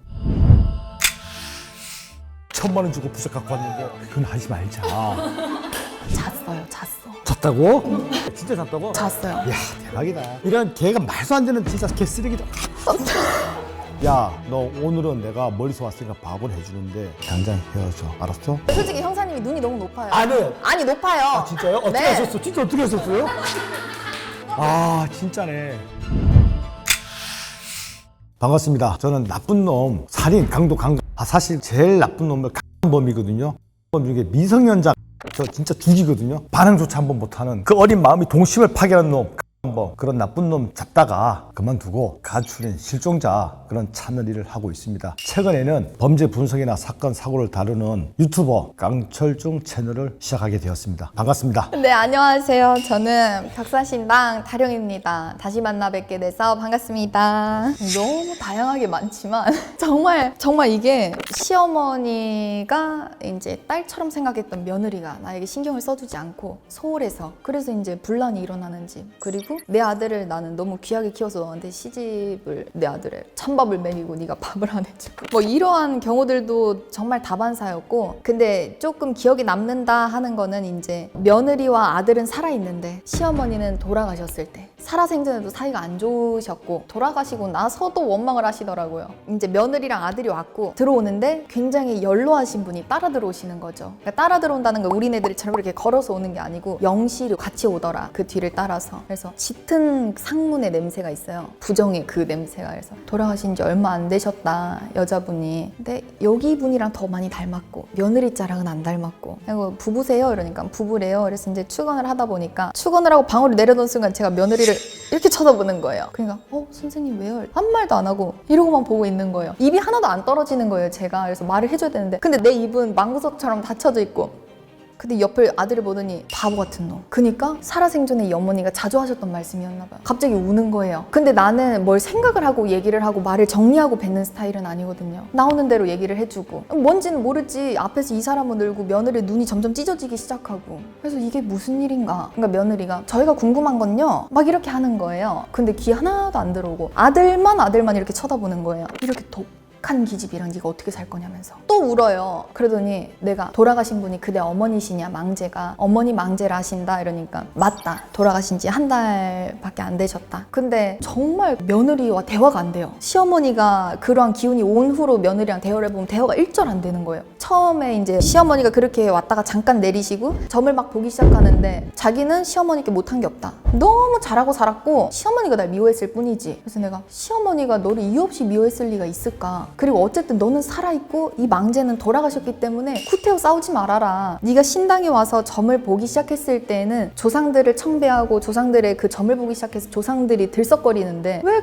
구태여 그런 말들을 하느냐. 그냥 어머니 제가 살아생전에 많이 못해드렸더라도 좋은 곳으로 가세요. 그런 마음이 필요한 것이다. 그러니까 이 며느리도 맺힌 게 있었던 거예요. 얘가 표현도 안 하고 무뚝뚝하고 나는 이 아이한테 최선을 다하고 있는데 당신네 아들은 그렇지 않다. 나도 내 집에선 귀한 딸인데 그러한 시어머니와의 문제가 결론은 이 아들이 중재해가지고 해결은 됐지만 분명히 천도제가 필요했거든요. 이 어머니가 그 감정을 접으시더라고요. 나는 죽었고 없고 내 새끼는 잘 살아야 되는데 내 원망 한만 쏟아냈다가는 찬밥만 먹게 생겼고 이 아이를 보살필 사람은 없고 그러니까 이 어머니가 이 며느리 손을 이렇게 잡으면서 잘 부탁한다. 살면서 내가 너한테 했던 모진 말들은 그저 내 새끼가 귀해서 네가 조금 더 챙겨줬으면 하는 마음에 그랬던 거니까 마음 풀어라 며느리야 이러면서 손을 막 이렇게 하시는 거예요. 그러니까 그제서 며느리가 우는 거지. 그 며느리가 그때 이제 그 며느리가 울고 그래서 우리 집에서 하지 않아도 괜찮으니 언젠가 한 번은 어머니 길 갈라드리면서 너도 맺은 마음을 풀고 망제도 걱정 없이 저승길에 잘 올라갈 수 있도록 천도제 한 번은 필요하겠다. 나름 훈훈하게 마무리된 고부 갈등 그런 에피소드가 있습니다. 입도 찢어지게 해달라고 비방해달라고 오시는 어머니들이 계세요. 내 딸이 더 아까워서 돌싱이었고 그분은 그리고 아이가 있었고 나이 차이가 20살이고 그러니까 절대 안 된다. 근데 둘이가 너무 사랑하는 거예요. 그러니까 어머니가 몇 억이 들더라도 내가 구슬에서라도 내가 이 둘 사이를 띄워놓겠다 했는데 이미 실이 연결이 돼 있더라고요. 그래서 상담자의 마음을 돌리는 게 우선무다. 왜냐면 이 어머니만 빼고는 다 찬양하는 너무너무 보기 좋은 커플이고 다 이렇게 응원하는데 내 딸내미가 저 늙탱이한테 시집을 가서 어머니가 그렇게 막 말씀을 하세요. 직설적으로 절대 안 된다. 방침을 내려달라. 근데 신에서 봤을 때 그 둘은 인연이에요. 어쩔 수 없잖아요. 그 홍연의 실을 내가 끊을 수는 없는 거예요. 이미 실이 연결이 돼 있는 걸 가지고. 그래서 억을 준다 해도 불가능합니다. 그냥 이 자손들이 잘 살 수 있게 어머니가 응원해주세요. 어머니만 아니면 딸은 마음이 너무 편하겠다. 어떻게 내 새끼한테 남의 새끼를 키우라고 하냐고. 나이 차이도 그럼 얘가 13세 애를 낳았다고 얘기를 하고 다녀.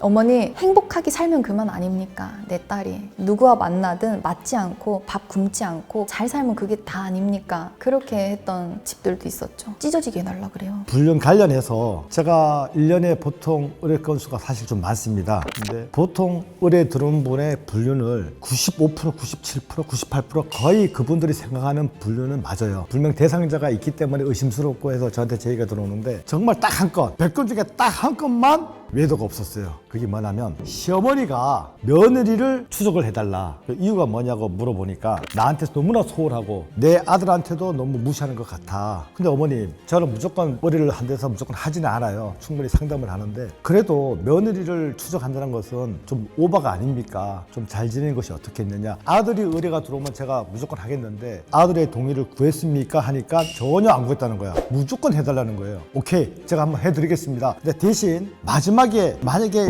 며느리가 불륜을 해서 남자가 있으면 어떻게 할 겁니까? 하니까 당장 이혼시키겠다는 거예요. 제가 해드리겠습니다 해갖고 보통 우리가 일을 할 때 일주일 단위를 끊어버리는데 정말 이 애기 엄마는 일주일간 집, 회사, 아이들 나머지 시간은 알바를 뜁니다. 알바. 시어머니도 모르고 있었던 사실이야. 알바를 뛰는데 알바를 2탕을 뛰어요. 밤에 편의점 가서 일을 하고 나머지는 수업을 하는데 아무것도 없어. 너무 성실해. 근데 이유가 내가 보니까 이 시어머니가 아들 사는 아파트 앞동으로 이사 왔어. 내가 볼 때 간섭이야. 이거는 집착이고 간섭이야. 요즘 며느리가 시어머니가 아파트 앞에 오면 누가 좋아하겠냐고. 자기의 행동은 그렇게 생각 안 하고 우리 며느리가 나한테 전화 한 통 안 하고 어머님 식사하셨어요? 어머님 잘 주무셨습니까? 이런 소리가 없다 보니까 야 이거 봐라. 얘가 혹시 남자가 있어서 날 등하시하지 않나? 그래서 나한테 했던 것 같아요. 그래서 2주, 3주를 했는데 이 며느리는 정말 가정을 위해서 정말 열심히 사는 분. 내가 얘기해주고 싶어서 진짜야. 저기 시어머니가 이렇게 일을 맡겼는데 진짜 죄송하다고. 내가 사과하고 싶었어. 그래서 지금까지 일했던 중에 유일하게 불륜 대상자가 없었던 건 시어머니가 며느리 외도 의심했던 거. 이게 유일한 한 건이 있었습니다. 그러니까 이 엄마는 내가 봤을 때 아들에 대한 그 뭐랄까 마마보이를 하나요? 그런 거? 애착이 너무 강하다. 그래서 문제가 있었지 않았나 싶었습니다. 사위를 사랑하는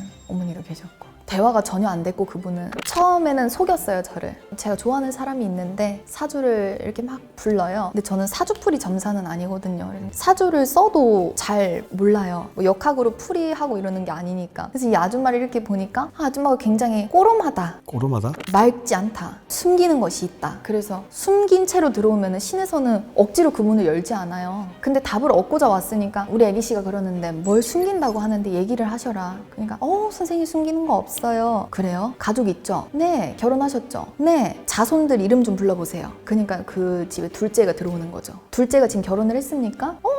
뭐 결혼할 사람이 있다고는 하는데 안 할 것 같기도 하고 뭐가 이렇게 두리뭉실한 거예요. 그러면서 점을 봐보니까 사위를 마음에 들어 하시는. 근데 이게 어머니에 대한 마음이 아니고 남자로서.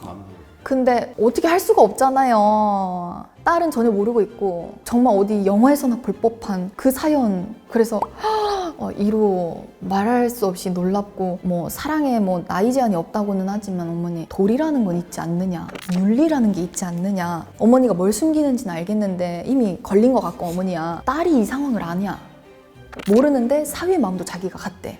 자기와 같대 사위의 마음도. 그러니까 정말 그 전환에서 천둥 소리가 막 나는 거예요. 그래서 사단 나겠구나. 그래서 더 이상의 점사는 힘들 것 같다. 어머니가 잘못된 길을 가고 계시다 지금. 가정이 다 파탄. 왜냐면 유부녀였잖아요. 딸을 두고 그리고 내 남편을 두고 내 새끼들을 두고 그런 말도 안 되는. 그래서 얌전하게 천둥 소리를 듣고 가시면 될 것 같다. 여기서 더 얻을 해답은 없다. 그렇게 해서 또 보낸 경우도 있고. 잤어요. 잤다고? 야, 어디서 매력을 느꼈을까? 나 그게 제일 궁금했대. 이것들이 잤을까 말까 그걸 고민했었는데 진짜 잤다고? 잤어요. 야, 대박이다. 이런 개가 말도 안 되는 진짜 개쓰레기다. 아 진짜 이거 윤리에 어긋나는 얘기 아니야. 이게 말이 안 되잖아. 근데 왜 그런 거 하니? 이 어머니가 가지고 있는 살의 기운이 또 크게 작용을 했고 홍염이 크게 작용을 하다 보니까. 근데 아무리 살의 작용이 크다고 하더라도 사람이 제어했을 때 제어가 가능한 게 또 살이기도 해요. 내가 그 살을 인지하고 이렇게 했을 때 내가 홍염이 뻗치는구나. 그랬을 때 뭔가 좀 조절이 필요한데 남자 쪽도 홍염이 껴있고 이 어머니는 홍염도와 화계가 거의 들어가 있는 경우가 없는데 세 개가 맞물리다시피 들어가 있고 늘 몸이 이렇게 달아올라 계셨던. 홍염이 있는 사람들끼리는 보면은 알아요. 그냥 이렇게 있으면 누구한테 뭘 하나 건네줄 때도 이렇게 그냥 주면 되는데 갑자기 이렇게 손이 막 마주친다든지. 그러니까 뭔가 미묘한. 그리고 사람들이 봤을 때 다 대체로 도화가 있고 이런 사람들 보면 매력이 굉장히 많아요. 끌리고 뭔가 나한테 관심이 있는 것 같고 이렇게 막 이렇게 고개를 이렇게 할 수 있게 만드는 그런 매력을 또 지닌 남자였고. 근데 이거는 남녀 간의 문제는 아니잖아요. 엄마도 미쳤지만 그 사이노도 미쳤어. 얘 엄마가 있을 때 사이는 어머니 왜 그러십니까? 이건 아니죠 하고 딱 했었는데 비밀리에 만나자고 하게 된 거죠. 그러니까 이 관계가 딸한테 걸리겠느냐 이게 팩트였던 거예요. 이 어머니는. 그래서 내가 봐드릴 수 없다. 나가라. 정말 세상은 넓고 온전하지 않은 사람도 많아요. 많죠. 나한테 부적 갖고 와서 아저씨 내가 버리고 간 저 새끼 차에다가 이 부적 좀 주세요. 그건 하지 말자. 이거 부적 얼마 주고 갖고 왔어요? 1,000만 원 주고 부적 갖고 왔는데 야 정신 나갔구나. 알았어 받아서 내가 그렇게 못하지. 야, 별 진짜 너무 많아. 너무 많습니다. 세상에 미친 사람이 너무 많습니다. 한 의뢰인이 여성분인데 자기가 만났던 남자친구가 자기를 배신하고 다른 여자를 만나. 그게 한이 맺혀가지고 결국은 무당한테 가서 부적을 해갖고 그 부적이 무슨 부적이죠? 이 사람이 헤어지게끔 하고 안 되길 바라고 뭐 이런 부적이 무슨 부적이에요? 그런 부적을 해주는 무당이 있습니까? 일단 그건 잘못됐다라고 말씀드릴 수 있겠고요. 왜냐면 남을 해할 용도로 신의 힘을 쓸 수 없다가 팩트예요. 누군가를 해하거나 이 사람을 죽여주세요. 이 사람 몸에 마비가 오게 해주세요. 그렇게 해서 내리는 부적은 거의 흑 쪽에 가까운 그러한 주술주법인데 그러한 신이 설령 내렸다 하더라도 옳은 일이 아니고선 제자가 그걸 썼을 때 그만한 대가 역시 제자가 치러야 하는데 그만한 잘못됐다 무조건 그거는 잘못되었다. 그러면 그거는 내가 볼 때 그거 같아요. 그런 무당분이 안 계실 거 아니에요. 그러면 무당분은 예 제가 해드리겠습니다 해갖고 부적을 그분의 뭐 잘 되게끔 부적을 해오고 이거 갖다 붙여 그러면 잘못될 거야 하고 줬을 수도 있어. 맞아요. 그죠? 그리고 나한테 들고 온 거야 내장을. 알겠습니다. 이걸 어디서 부적을 갖고 왔습니까? 아주 이쁘게 들고 왔더라고. 이거 어떻게 해달라고. 알겠습니다 하고 났는데 제가 어떻게 남을 해한다고 이 부적을 붙입니까? 그건 절대 안 되죠. 예 알겠습니다 하고 바로 찢어버렸지. 진짜 그 남을 비방해달라고 부적을 의뢰하시는 분들이 계세요. 근데 남을 해할 바에는 너가 더 행복하게 사는 부적을 내리는 게 맞지 않겠느냐. 맞지 않아요? 그리고 부적은 나 같은 경우는 부적을 누구에게나 함부로 내리질 못해요. 할아버지가 허락한 자에게만 정확한 이제 기도를 하다가 자시의 옷 갈아입고 향물로 세안을 하고 모든 이 목욕을 거치고 자시의 초 키고 불 밝히고 막 물 옥수 맑은 물 떠놓고 흰색 의복을 정제해서 앉은 다음에 한 장 해가지고 태워 올리고 그다음 부적을 내리기 시작해서 또 기도를 올린 다음에 그렇게 해서 하거든요. 그래서 부적이 내려가는 기간도 굉장히 길고 정석으로 내려가나 천문으로 내려가냐의 또 차이도 그 제갓집마다 다르기도 하고 한 번도 남을 해하거나 비방할 목적으로 내려본 적은 없어요. 멀쩡히 잘 살고 그냥 누군가한테 야 너 색사뿌리 넌 참 못된 년이야 이랬는데 이 사람 미워 죽겠으니까 살 날려주세요. 그렇게 무분별하게 신의 힘을 쓸 수 없다.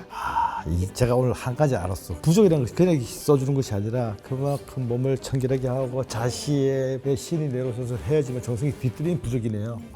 부적이 쉽게 나온. 나 그냥 가면 시장에서 쭉 서서 가져가세요. 얼마 이렇게 이런 줄 알았어요. 그렇게 이게 부적이 줄력으로 내리시는 선생님들은 그렇게 하는데 저는 신의 힘이 있더라도 제자가 노력하는 것만큼 더 잘 되어 왔기 때문에 그리고 제가 모시는 천문의 신령님들은 하늘에서 천신에서 오셔가지고 굉장히 누리고 비린 것도 다 가리시고 근데 제가 누리고 비린 것들 안 먹어요. 술도 안 해, 담배도 안 펴, 고기 안 먹어, 생선 안 먹어. 근데 이제 부적을 내릴 때는 3일 동안 화식을 금합니다. 그렇게 해서 부적을 내리기 때문에 아무한테나 쉽게 내려주지 않고 부적이 백발백중이었고. 백발백중이에요? 네. 나 부적 하나 써야겠는데. 제가 이제까지 봤던 다른 무당분하고 클래스가 틀리십니다. 삽니다. 제가 본 건 실이 이렇게 이어져 있어요. 근데 실이 부분대도 끊어져 있는 경우가 있고요. 이미 끝난 지금 당장이라도 서로 간에 이혼을 하면 돼. 근데 그냥 문서상은 되어 있지만 남편은 다른 여자를 만나고 여자도 다른 남자를 만나고 서로 간에 터치하지 않고 근데 자식 때문에 함께 어우러져 가는 가족들도 있었고요. 왜 우리가 그래서 너의 인연자는 언제 들어온다 라는 얘기를 하잖아요. 너의 운명의 짝은 이때다. 근데 그 운명을 만나는 게 굉장히 어려워요. 눈 마주쳤어. 막 이렇게 막 윙크 한 번 이렇게 했는데 막 넘어가가지고 막 둘이 사귀고 그러면서 인연법은 하루만 잘못돼도 모든 게 다 어그러지거든요. 그 인연대로 살아가는 사람은 정말 조상에 덕이 있는 사람. 근데 이제 구슬하거나 이랬을 때는 조상에서 배우자 너의 인연자를 내려줄게. 그러면 그쪽 집 조상에서 합의돼서 이제 들어오는 집은 너무 잘 살아요. 티격 없고 애기 숭뚱숭뚱 잘 낳고 잘 키우고. 근데 그렇지 않은 경우에는 정말 새끼손가락에 태어날 때부터 실이 이어져 있는 거예요? 태어났을 때부터 이렇게 이어진 경우들도 있습니다. 근데 그러한 인연을 찾기가 1000명 중에 한 명도 거의 없어요. 너무 다르게들 살아오시잖아요. 그 사람을 네가 17에 미국으로 가가지고 23살이 됐을 때 그 남자를 만나야 되는데 그 남자가 만나기 전까지 네가 이러이러한 삶을 살아서 남자한테 상처를 받고 네가 아파했을 때 이 남자를 만나가지고 너희 둘이서 20몇 살에 한국을 들어와서 결혼을 하고 이게 있단 말이에요. 근데 사람이 살면서 그런 문서를 어그르죠. 부모가 무조건 공부만 해야 된다. 유학 필요 없다. 그럼 거기서부터 끊기기 시작하잖아요. 근데 이렇게 새끼손가락에 이렇게 실이 연결돼 있다 하잖아요. 새끼손가락도 있고 어쨌든 신체 어딘가에 연결이 되어 있습니다. 그래서 실이 이렇게 이어져 있어요. 이렇게. 이렇게 이어져 있는 부부도 보신 적이 있어요? 아, 네, 봤습니다. 이혼을 하겠다고 왔는데 실이 단단한 거죠. 그래서 내가 그걸 얘기를 해요. 그렇게 실이 연결돼 있어. 안 끊어져 있어. 왜 얘기합니까 직접? 아니요, 너희 둘은 내가 100% 장담하는데 이혼하지 않는다. 아니요, 선생님, 전 지금 당장이라도 이혼하고 싶고요. 이미 뭐 이혼 서류도 이렇게 해놨고요. 내가 막 웃었어요. 너 이런 적이 한두 번이 아니지 않느냐. 맞아요. 남편이 장미꽃이나 하나 들고 오고 오늘 밤 이렇게 너와 그대가 이렇게 야릇한 밤을 보내고 나면 또 없어질 마음이다. 늘 그려오긴 했지만 오늘은 제가 마음을 기필코. 그럼 그 이유가 뭔고 하니까 이제 별일 아니고 설령 큰 일이라고 하더라도 그 실이 있는 한 이혼하는 건 제가 하면서 단 한 번도 못 봤어요. 진짜 끊어져 있는데 계속 같이 산 부부도 한 번도 못 봤어요. 앞으로 제가 우리 기회가 된다면 내가 사귀는 여자가 만약에 생긴다면 가서 실이 연결될 것 같습니까? 안 될 것 같습니까? 꼭 여쭤봐야겠네요. 정확하게 봐드릴게요. 아 진짜요? 그럼요. 인연이 있을까? 없을 것 같아요. 인연이 있다 하더라도 우리 형사님은 굉장히 주장도 뚜렷하시고 옳은 일에 힘쓰는 것도 뚜렷하시고 그러다 보니까 형사님과 성향이 비슷한 사람이 만나면 늘 충이해요. 내 말을 잘 들어주고 그거는 맞고. 그러한 분을 또 만나면 될 것 같은데 그런 인연이 아예 없진 않으세요. 없겠죠. 그런 여성을 찾아서 시골에 갔어요. 엄마한테 갔어요. 나 사실 여자 새로 만났어. 그래서 밥 좀 주세요 하고 그 이쁜 여성을 데리고 갔단 말이야. 시골, 강원도 시골에. 우리 어머니가 딱 보더니 이쁜 거야. 음식도 잘해. 몇 살이냐? 어려. 엄마가 보는 그대로야. 그랬더니 야 나이도 어린데 너무 이쁘고 음식도 잘하고 참 어디서 진짜 보석을 구했구나 라고 얘기해. 그런데 막상 애가 앞에 왔을 때는 야 너 오늘은 내가 멀리서 왔으니까 밥은 해주는데 당장 헤어져. 알았어? 부모는 자식을 너무나 잘 알아. 이 딸이 아까운 거야. 내가 내 아들 너무나 잘 알아. 너 인생 너가 살아. 우리 아들은 아니야. 그러니까 우리 엄마의 입장은 그거지. 내 아들이 귀하면 남의 딸도 귀한 거라고. 그래서 그 딸한테 그런 얘기를 하더라고. 안 된다. 인연 아니다. 그죠. 때가 돼서 좋은 여자가 들어오면 또 함께 왜 남은 여생을 이렇게 평온하게 즐길 수 있는 그런 사람이 아니에요. 제가 전 여자친구가 너무 이뻐서 너무 착해서 근데 없을 것 같아요. 근데 솔직히 형사님이 눈이 너무 높아요. 아니에요. 아니 높아요. 아 진짜요? 어떻게 네. 하셨어? 진짜 어떻게 하셨어요? 아 진짜네. 진짜로 눈이 높으셔가지고 웬만한 여자 가지고 솔직히 성에 차지가 않고요. 정확하게 보셨네. 내가 진짜 가진 것도 없고 못났지만 꼴에 눈은 높아요. 진짜 제대로 보시는 분이시죠. 정확하시네. 와. 가장 크게는 조상의 합의였고요. 합의가 들지 않고 사람들이 이해하기 쉽게 표현을 해줬던 건 부모들끼리 상견례를 하듯 조상님들도 상견례가 필요할 때가 있다. 근데 이제 이쪽 집 조상에서 이 아이를 반대하는 경우도 있고요. 절대 안 된다. 이 아이가 들어오면은 내 자손이 꺾인다. 단명이다. 너무 사치가 많다. 그러한 것들을 통해서 이제 조상에서 반대하는 경우, 그럴 때는 대체적으로 합의를 붙여놓지 않는 한 90%는 깨졌던 것 같고요. 그리고 이제 다른 남자나 다른 여자를 통해서 임신을 해서 그 아이가 혼이 남아있는 경우, 재임신이 안 되고 집안에서는 계속 아이에 대한 그러니까 이런저런 문제들은 이미 궁합을 보러 왔을 때 보이는데 말을 들어야지. 이미 결혼 날짜까지 다 잡고 와서 저희 궁합 어때요? 이러면은 안 좋다면 헤어질 거야? 그건 아니죠. 잘 살 수 있는 방법을 알려줄게. 네. 그럼 이제 시간이 오래 지나고 나 찾아오죠. 이혼했어요. 어쩔 수 없잖아요. 알려준 방법을 쓰지 않았기 때문에. 만약에 정말 둘이가 사랑한다면 어떻게든 사람의 노력으로 조상의 힘으로 맺어갈 수 있겠지만 아닌 인연을 데리고 와서 조상 합의를 해주세요. 불가능하다. 그런 법도가 어디 있느냐. 너희 쪽에서만 달가운다고 되는 것이 아니고 사람 대 사람의 합의도 안 들었는데 무슨 조상의 합의를 나가라. 이 사람이랑 결혼을 생각하게 될 때, 연애가 아니고 이 사람이랑 결혼을 진지하게 생각을 할 것 같은 마음이 들 때, 그때. 아니면 그냥 연애 초창기에 막 빨리 들어오던지. 이걸 너무 말해주고 싶었어요. 결혼하기 전 이런 게 느껴지면 다시 생각해보세요 라고 할 만한 포인트는 폭력성이다. 언어폭력이든 신체폭력이든 그럴 수 없어. 때린다. 왜냐면 이런 것들이 사랑에 감춰져 있는 게 너무 많아가지고 좀 주의해라. 너희들이 직접적으로 확인하고 볼 수 있는 건 사람에 대한 폭력성을 보면 돼요. 뭐 술 먹고 그랬어. 술 기운에 그랬어. 어쨌든 술도 사람의 본성에서 내재돼서 나오는 것들이잖아요. 거기에 대한 용기를 얻고 더 추태를 부린다든지 물건을 깨부신다든지 욕설을 한다든지 손을 이렇게 올린다든지 했을 때는 결단이 필요하다. 사람은 고쳐 쓰는 거 아니라 하잖아요. 근데 그거를 그냥 맞고 넘어가고 했을 때는 99%가 상처를 받고 갈라서더라. 아니면 계속 그렇게 맞던지. 호빠, 정빠, 뒷. 아니 그거 좀 알려주시면 안 돼요? 정빠 호빠 팁 그걸 몰라요. 아 몰라요? 오늘 호빠 시간은 아니잖아. 그 남자가 뭐라고 그랬냐면요. 1년만 기다리라고 했어. 나 바람 피고 올 테니까. 유부녀도 사람이야. 아이씨 무슨 이게 무슨 개 풀 뜯어 먹는 소리예요. 하나님의 사랑을 한 거다 나는. 아 하나님이 사랑을 한 거다.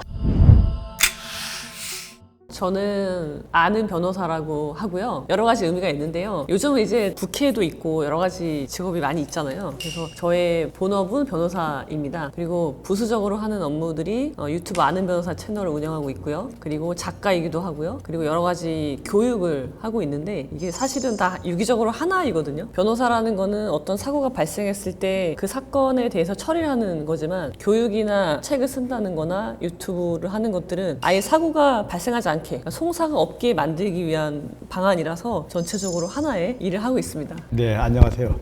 저는 전직 형사였고 그 다음에 한 일은 가출인 실종자 불륜 잡는 탐정 일을 했습니다. 최근에는 범죄 분석 유튜브 깡철중이라는 유튜브를 시작하게 되었습니다. 반갑습니다. 제 소개를 좀 해드리자면 저는 심리학자이고요. 그리고 전공이 심리학 경영학 교육학으로 좀 여러 전공을 하고 있고 원래 주업 21년 동안 했었던 건 강의, 기업에서 강의를 하는 걸 21년을 했었는데 같은 맥락으로 교육을 온라인으로 옮겨온 것이 그냥 유튜브 채널이에요. 그래서 심리학자 차이현 유튜브 채널을 운영을 하고 있고 여기에는 심리학과 관련되어 있는 연애, 인간관계, 자기개발의 컨텐츠를 올리고 있고 책도 한 10권 정도 나왔고 그 외로 심리상담도 하고 있고 그리고 지금 주력하고 있는 건 결혼정보회사를 하고 있습니다. 아무래도 연애하고 인간관계 쪽이다 보니까 구독자들이 연애하는 방법 말고 연애를 할 수 있게 해주세요.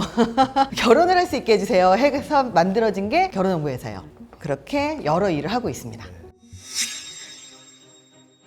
얼마 전에 전화 한 통을 받았어요. 애기 엄마한테서. 네. 근데 그 애기 엄마가 누구냐면 얼마 전에 그 친구가 미성년자인데 유튜브 채널 뭐 그런 법방 BJ인가요? 거기에 별풍선을 엄청나게 쏜 친구예요. 미성년자인데. 근데 BJ가 봤을 때는 너무 별풍선을 많이 쏘다 보니까 얘를 한번 만나겠다 싶어서 만났는데 부잣집 도련님을 본 거야. 근데 이 친구가 너무 공부를 잘해서 영국의 세계 학교를 입학을 했어요. 근데 이 친구가 거기에 빠져가고 그 굴레에 빠져들어서 나 헤어나오지 못하는 거예요. 그 집에 가서 BJ한테서 성이나 뭐 심부름 이런 거 잡혀서 산 거죠. 그래서 그 어머님께서 저한테 구출해달라는 연락을 받고 그 미션은 바로 패 죽여서라도 인천국제공항에 몸을 실어달라. 그게 이제 저한테 미션이 내려왔죠. 그래서 제가 또 뭐 위험, 어려움 무릅쓰고 그 친구를 구출해서 안전하게 영국으로 보내드렸거든요. 마침 그렇죠. 와 미션 임파서블 성공. 미션 임파서블입니다.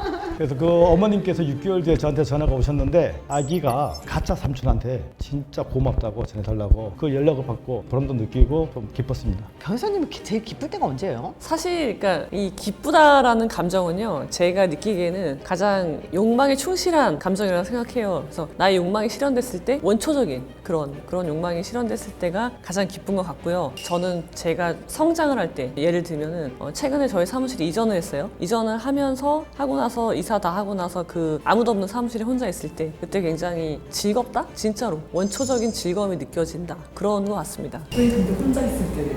그러니까 사람이 있으면은 만끽할 수가 없어요. 분위기를. 그래서 다 퇴근하고 저녁에 혼자 빈 사무실에 앉아서야지만 느낄 수 있는 거거든요. 두 분 다 MBTI 아시죠? 알고 있습니다. 뭐세요? INTJ였습니다. 뭐 나오셨어요? 근데 MBTI가 뭡니까? 솔직히 모릅니다. 자기 성격 뭐 그런 건가요? 네, 맞아요. 아 그렇게 하면 알죠. 맞아요. 그냥 뭐 제 성격이야 내성적이지 않고. 이걸로 알려드릴게요. 외향인가 내향. 예양 완전히 예양. 완전히 예양. 얍삽하지 않습니다. 그리고 현실적이냐 그 나머지 이걸 뭐라고 하죠? 현실적. 사고형이냐 감정형이냐? 감정형. 감정형. F 판단이냐 인식이냐? 판단. 그러면 바로 나왔네, ESFJ네요. 선생님 제일이에요. J가 뭔지 몰라요. 계획을 많이 세우세요? 전혀 없어요. 그럼 P예요. 예. ESFP. 계획 전혀 없습니다. 예. 저는 ESTJ거든요. 내가 열심히 뭔가를 노력해서 우리 변호사님처럼 뭔가 성취를 했어. 그러면 그게 기쁨인 거예요. 그래서 책이 한 권 한 권 나올 때마다 내 자식은 없어도 내 새끼처럼 내 자식처럼 첫 번째 새끼가 나왔구나.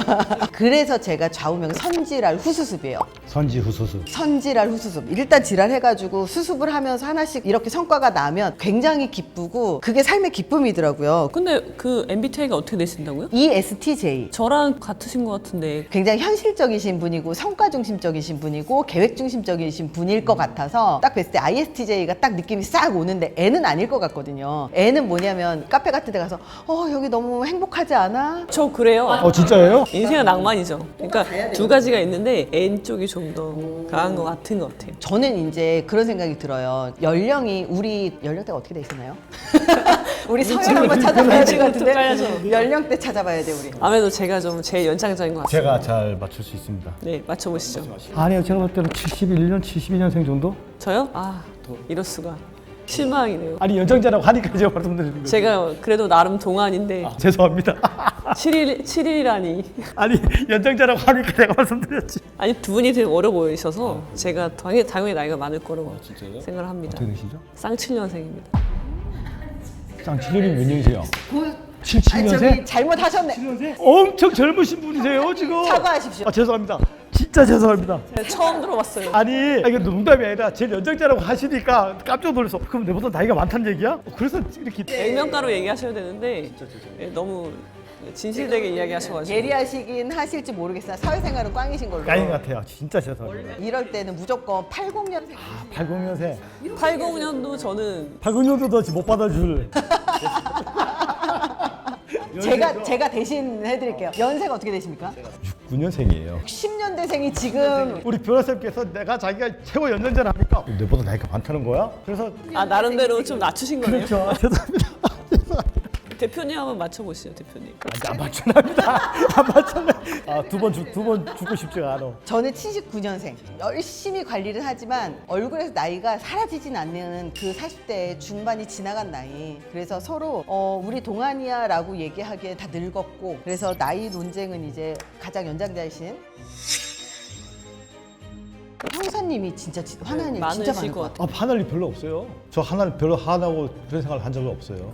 네. 본인이 화난 거 말고 일에서. 그러니까 제가 오늘 그 불륜 얘기만 할게요. 제가 탐정일 하면서 주 업무가 실종자, 가출인 찾고 불륜인데 불륜이 한 70% 정도 됩니다. 근데 제 불륜에 의뢰 들어온 거에 대해서는 무조건 잡아준다, 찾아준다. 왜 그걸 다 찾아줄 수밖에 없냐면 형사생활할 때 범인 잡았던 노하우와 실력이 인적사항도 없는 피의자 범인을 잡는데 인적사항 준 불륜을 못 잡는다 이 말이 안 되잖아요. 그죠? 무조건 다 잡습니다. 최근에 좀 화난 부분은 그 애기 엄마가 바람을 피는데 12살짜리 아들을 내팽개치고 결국 제가 남자를 찾다 보니까 호빠 선수입니다. 그러면서 이제 양육권을 보장을 한다고 남편과 소송이 걸렸는데 그 애기 엄마의 그 행동을 보면서 진짜 하나더라고요. 어떻게 행동을 했는데요?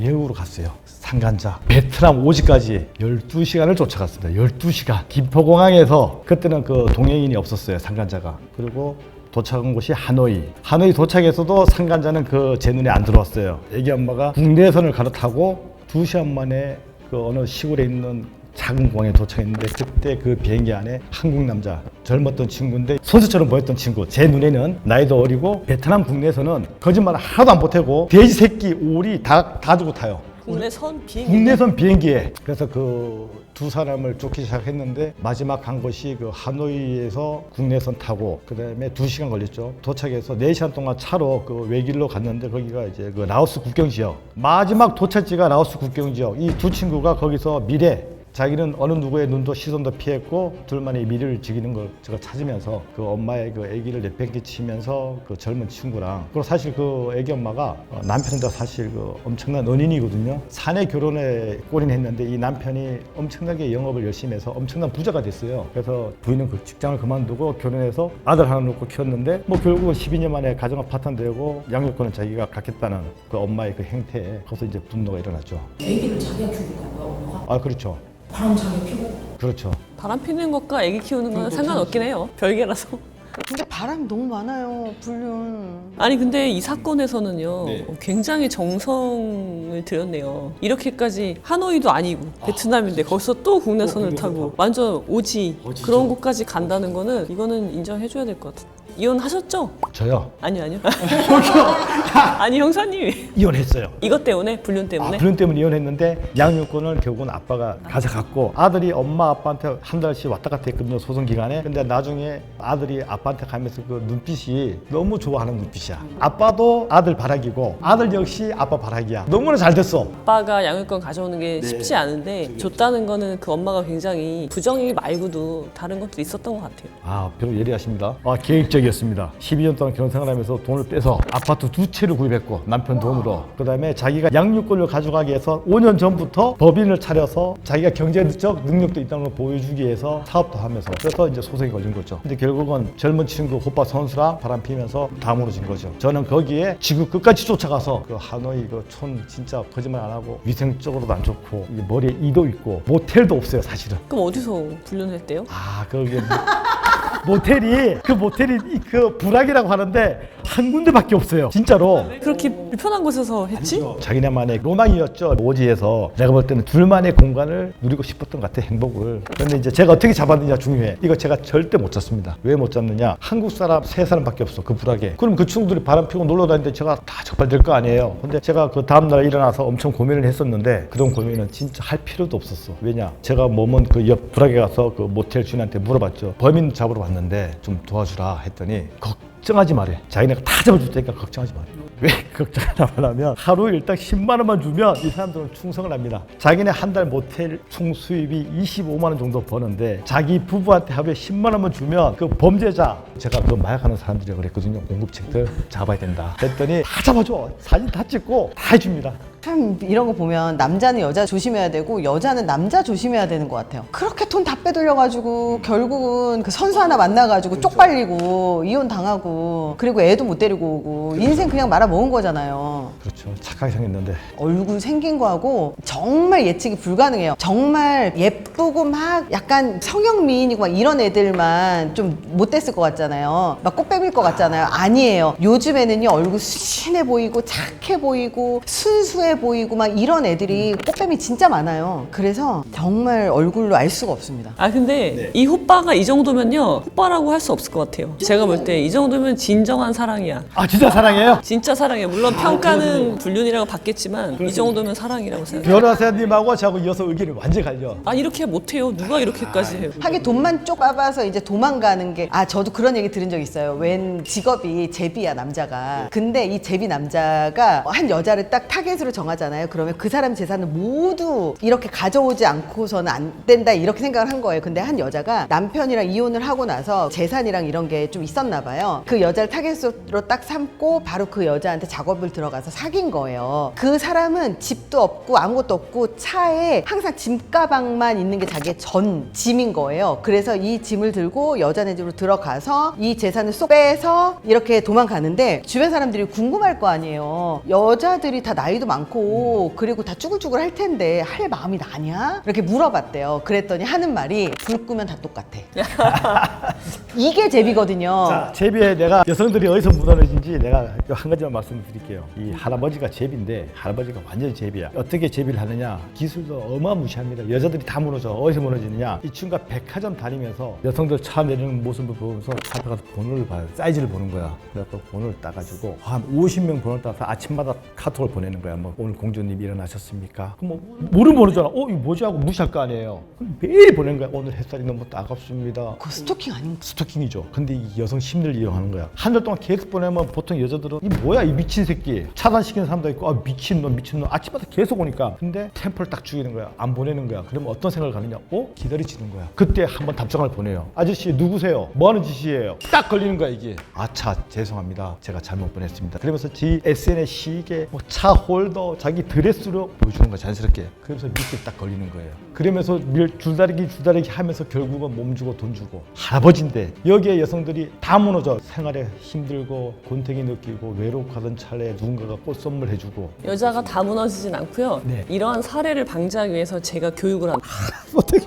아류 노너. 제가 아류 노너라는 교육을 하거든요. 내가 내 인생이 피해받는 걸 막기 위해서 방어하는 거죠. 예방하기 위해서 사리 분별이 있어야 돼요. 그러니까 사리 분별을 키워주는, 생각의 힘을 키워주는 교육이 필요하다. 그리고 아까 영어로 뭐랬죠? 아리? 아류 노너. 노너인데 아류라고 해서요. 내 생활에 접목된 노너다.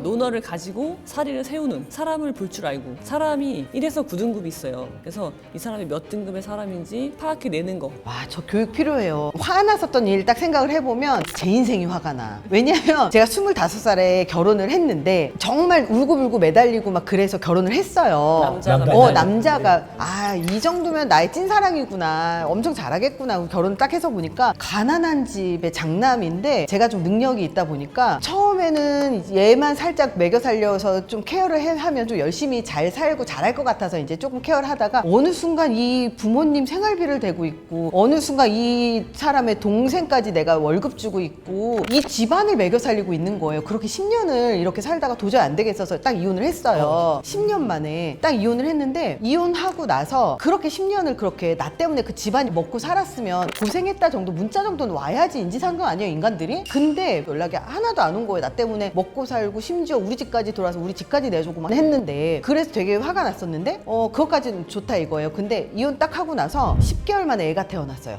이혼한 이후에요? 이혼한 전 남편이 10개월 이후에 애가 태어났어요. 그러니까 살면서 내내 계속 내 돈으로 바람을 피고 있었던 거예요. 바람을 피웠네. 내내 10년 동안. 그리고 나서 마지막 그 바람을 피는 대상자하고 저랑 이혼 서류가 딱 정리가 되자마자 바로 임신해가지고 바로 출산을 한 거예요. 덕분에 제가 소송을 해서 위자료 판결 소송을 받았거든요. 근데 받지는 못해서 현실로 그 판결문만 있고 돈은 못 받았는데 어쨌든 판결문을 딱 받고 나니까 그걸로도 사실 뭔가 복수는 아니지만 어쨌든 네가 잘못했어를 법적으로 남겨놓은 그것 때문에 좀 내가 화가 좀 날 뻔했었던 것들이 좀 괜찮아지고 뒤끝이 없어졌다? 그러니까는 불륜했을 때 사람들은요 앞으로 얘가 불륜을 할까 안 할까 그것만 관심이 있는데 그게 문제가 아니라 이미 내가 이 사람의 불륜으로 인해서 받은 상처 이걸 치유하는 게 더 중요하거든요. 근데 상간녀 소송을 통해서 소장을 판결문을 만들어 놓는 거는 이미 그 과정에서 내 상처가 치유되기 시작을 하는 거라서 저는 반드시 필요하다고 보고요. 제가 하려는 교육이 그거예요. 10년을 살고 이혼하셨잖아요. 그렇게 경험해보지 않고 더 짧게 1년, 2년만 경험을 해보고도 이 사람이 어떤 사람인지 파악하고 그러니까 앞으로 올 것을 아는 사람이 되는 거예요. 그러니까 저는 인내심이 너무 좋은 거예요. 지구력이.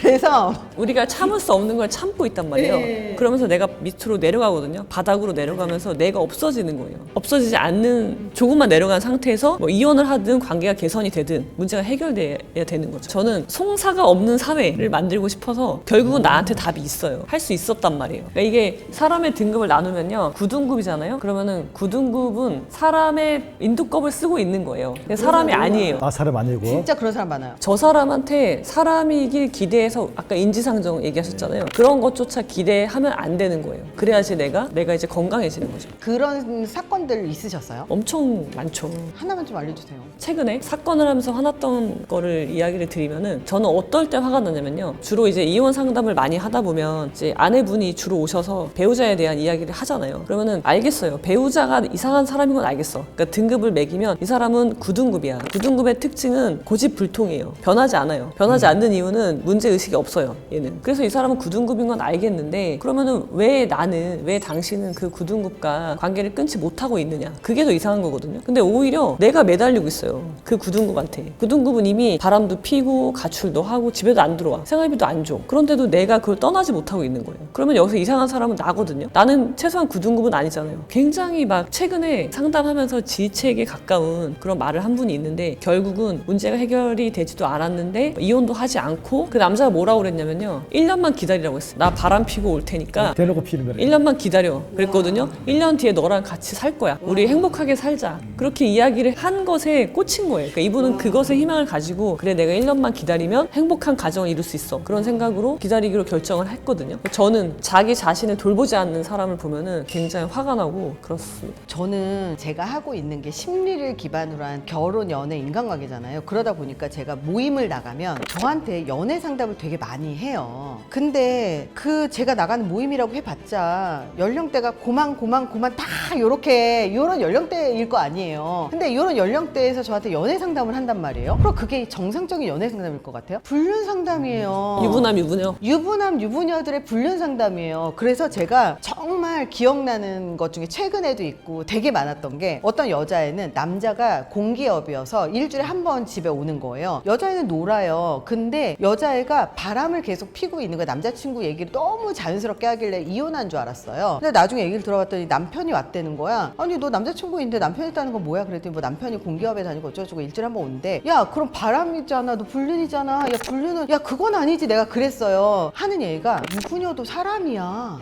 아이씨 이게 무슨 개 풀 뜯어 먹는 소리예요. 이 얘기를 하는 거예요. 누가 사람 아니랬어? 근데 바람을 피는 게 사람 아닌 거지. 사람이어서 바람 핀다는 건 말이 안 되잖아요. 그래서 그때 되게 화난 적이 있어서 그 사람의 말을 딱 들었는데 자기가 일주일에 한 번씩 오는 남편 때문에 외로워서 외로움을 느끼는 사람이야. 그래서 난 바람 피는 거야. 이렇게 얘기를 하는 거예요. 근데 최근에도 어떤 남자분이 제가 그런 상담을 한다고 하니까 상담을 하는 거예요. 여자친구가 뭐 이거 백을 사달라고 하는데 막 이런 상담을 하는 거예요. 그래서 얘기를 가만히 들어봤더니 이 여자친구가 자기의 친구는 남자친구가 지도 옮겨주고 그리고 백도 사주고 했는데 왜 오빠는 그런 거 안 해줘? 약간 이렇게 얘기를 했대요. 그래서 얘기를 딱 들어보니까 스폰의 느낌이 딱 드는 거예요. 스폰이잖아요 이거는. 혹시 결혼하셨어요? 나이 차이가 어떻게 되세요? 라고 물어봤더니 결혼도 했고 와이프도 있고 자식도 둘인가 있고 그리고 돈도 좀 넉넉하게 있고 근데 여자친구하고의 관계에서 내가 이럴 때 어떻게 해야 되냐를 나한테 물어보는 거예요. 그래갖고 내가 속으로는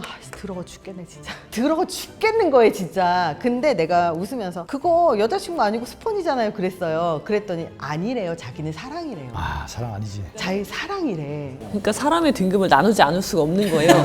그런 사람들은요 사람이 아니죠. 사람인데 부끄러움이 없잖아요. 그럼 못할 짓이 없단 말이에요. 그냥 이상한 논리를 갖고 오잖아요. 그런 사람하고는 대화할 수가 없어요. 그래서 공자님은 자 변호사님 죄송합니다. 아니 중요한 얘기예요. 중요한 얘기. 중인 이하의 사람하고는 말하지 않아요.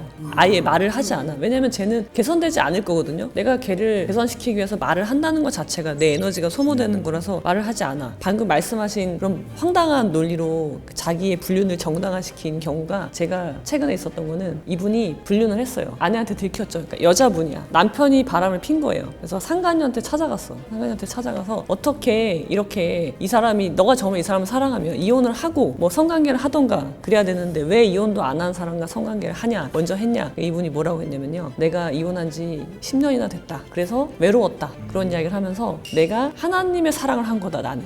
아 하나님이 사랑을 한 거다. 하나님을 모시고 와요. 그래서 하나님의 그 믿음, 소망, 사랑 중에 나는 그 사랑을 한 거다. 이거는 더 이상 대화하면 안 돼요. 끝. 알겠습니다 하고 그냥 가야 돼요. 와 미치겠다. 종교까지 가지고 오는 사람이 있습니다. 아까 하시려던 이야기가 어떤 건지 아니 이거는 뭐 저는 몇 등급인지 좀 다 여쭤보려고.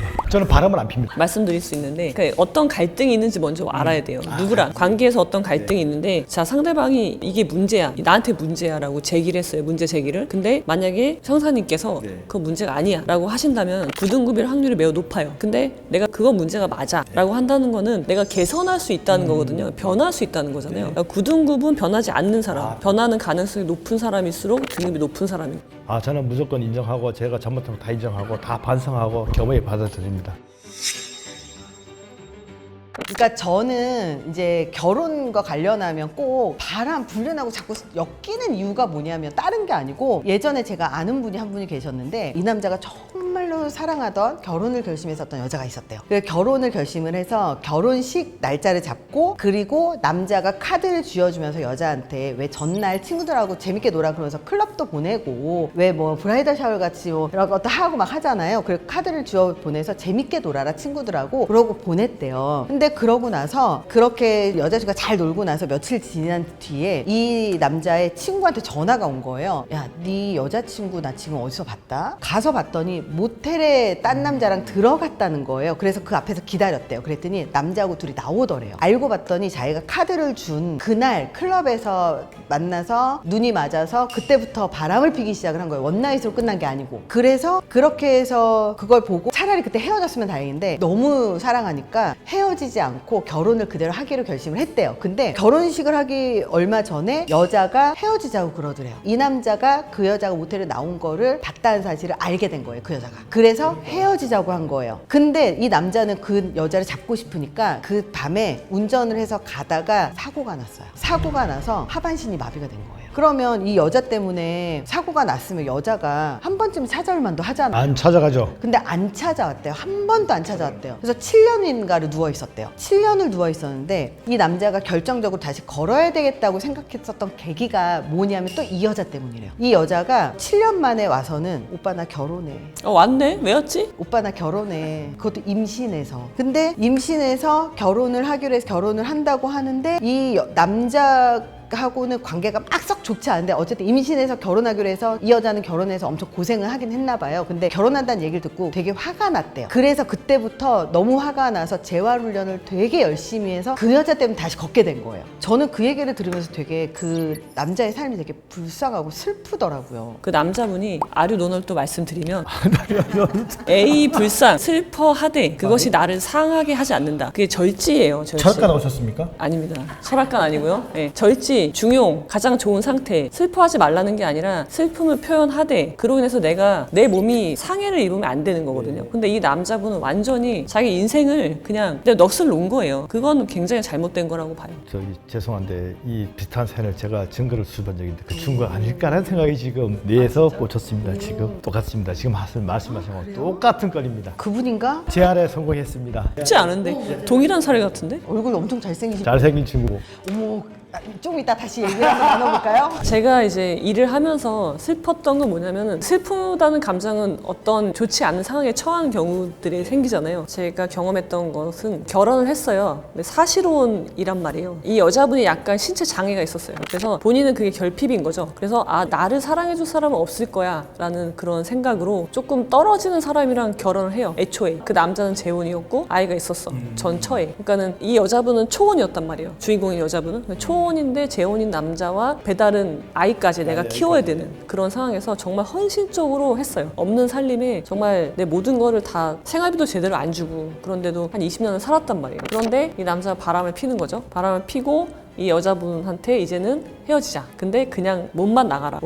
그런 상황에서 사실혼 해소를 위한 그런 절차들이 있는데 그걸 해야 되는데 끝까지 굉장히 적은 금액을 가지고 관계를 끊으려고 하는 사람들 보면은 내가 건강하면은 뭐 상관없어요. 내가 그냥 나쁜 놈 만났다 칠 수 있는데 내가 몸이 좋지 않은데 그렇게까지 했는데 이렇게 하는 경우를 보고 굉장히 마음이 아팠습니다. 9등급이네요. 6급이네요. 9등급 사실 그 밑에도 있어요. 9등급 밑에도 있어요. 완전 이거는 쓰레기 중에 쓰레기 같은데. 쓰레기입니다, 쓰레기. 쓰레기네.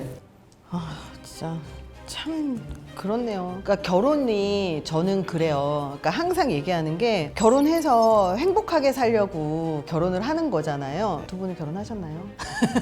훅 들어갑니다. 결혼하셨나요? 저 결혼했습니다. 행복하신가요? 시원하게 이혼했습니다. 몇 년도에 이혼하셨나요? 오래됐어요. 한 20년 넘은 것 같아요. 25년 된 것 같아요. 너무 오래됐습니다. 이럴 수가. 20년간 즐겁게 연애는 하셨겠네요. 연애 별로 그런 거 안 좋아해요. 혼자가 편해요. 물론 여성을 만나고 사귄 적도 있지만 어떻게 결혼하셨습니까? 저 갔다 왔습니다. 돌싱 셋이서 돌싱 이야기나 해야 될까요? 심리 쪽에서는 되게 재밌는 게 뭐냐면 남녀가 성적으로 문제가 있으면 이혼으로 가거든요. 그래서 상담을 하다 보면 얘기가 경제적인 것 때문에 그래요. 집에 자꾸 안 들어와요. 라든 이런 얘기들을 막 하지만 결론적으로는 성적인 것으로 가는 거예요. 그러니까 남자들이 맨날 하는 얘기가 여자가 말을 못되게 한다고, 와이프가 말을 너무 못되게 한다고, 그래서 나는 와이프한테 정이 안 가, 이런 얘기를 하거든요. 근데 여자는 남자가 가정생활에 충실하지 못해 라든지 내 말 잘 안 들어줘 약간 이런 걸로 자꾸 땡땡대고, 근데 남자 입장에서는 뭐가 항상 문제냐면 잠자리를 안 한다고, 그게 제일 화가 나는 포인트라고 결국은 그 얘기가 나오더라고요. 그래서 둘이 이혼을 한다 아니면 둘이 관계가 되게 심각하게 안 좋아졌다, 그럼 그 속에 이면을 다 해서 상담을 해보면 결국은 둘이 속궁합이 안 맞거나 섹스를 있으거나 잠자리를 안 한 지 오래됐거나 이런 게 되게 많았어요. 항상. 제가 이제 이혼 상담할 때 결혼 과정을 물어보거든요, 항상. 근데 되게 놀랍게도 이미 연애할 때부터 성관계에 문제가 있는 분들이 꽤 많아요. 왜 결혼 안 돼요? 저는 이해가 안 되는데 이미 연애할 때도 별로 안 해. 그래서 제가 물어봤어요. 아니 이게 괜찮다고 생각하셨어요. 근데 자기는 원래 성욕이 없대요. 이 말이 안 되는 거거든요. 성욕이 없다는 것 자체. 나는 없을 수 있지만 그럼 상대방도 없다는 이야기잖아요. 그래서 혼인이라는 거는 아까 계약이라고 말씀드렸지만 정신적, 육체적 결합이거든요. 그러니까 육체적 결합이라는 거를 사람들이 이해를 잘 안 하고 그냥 쉽게 버릴 수 있는 카드로 생각을 한다는 거죠. 이거 되게 중요한데. 특히 여자분들 경우에 아기를 낳기 위해서만 성관계를 하는 분들이 있어요. 진짜예요? 그래서 아기가 태어나면은 그 뒤로는 없는 거야. 말도 안 돼, 진짜. 그래서 그런 분들은 결혼하시면 안 돼요. 그래서 제가 항상 개나 소나 결혼하면 안 된다고 말씀을 드리는데 의미를 알고 해야 돼요. 결혼하기 전에 성적인 부분이 약해. 그러면 여성은 도래성 갈 수 있겠지. 나아지겠지. 나중에 나아지겠지. 그러다가 나중에 결혼했는데 나아진 게 없을 수도 있겠네. 성적 관계가 앞으로 나아지겠지라고 생각하는 사람은 거의 없고요. 괜찮아. 나는 안 해도 괜찮아. 이렇게 생각하는 분이 대부분이에요. 그러니까 마치 성적인 성관계를 안 하는 것이 더 숭고한 것처럼 포장을 하기도 하고 나는 성욕이 없으니까 괜찮아. 그런 식으로. 근데 그것 때문에 바람 피는 거죠, 결국은. 아니, 저 얘기를 들었는데 이거는 비뇨기과 쪽에서 들은 얘기인데 되게 부잣집 아들하고 되게 유명한 집 딸하고 결혼을 했는데 남자가 들이대면 여자가 자꾸 도망간대요. 그래서 그것 때문에 이혼을 할까 말까 하다가 비뇨기과로 왔는데 알고 봤더니 여자분은 남들보다 더 예민해서 성관계 할 때마다 성교를 할 때마다 통증을 너무 과하게 느끼는 거고 여자가 너무 통증을 많이 느껴서 자꾸 밀어내니까 남자는 여자만 보면 안 쓰는 거야. 그래서 그것 때문에 상담을 하러 오시기도 하더라고요. 이것도 호빠 선수 얘기인데 어떤 진짜 이쁘고 착한 분이 저를 찾아왔어. 근데 또 기티도 나. 자기가 지금 고민하는 이유가 경찰서도 갈 생각하고 있고 가정을 끝낼 생각도 하고 있는데 내용은 가라오케 직원들하고 온라인을 갔는데 그래서 정빠 선수를 만난 거예요. 호빠, 정빠, 뒷빠. 아니 그거 좀 알려주시면 안 돼요? 정빠 호빠 뒷빠. 그걸 몰라요. 아 몰라요? 오늘 호빠 시간은 아니잖아.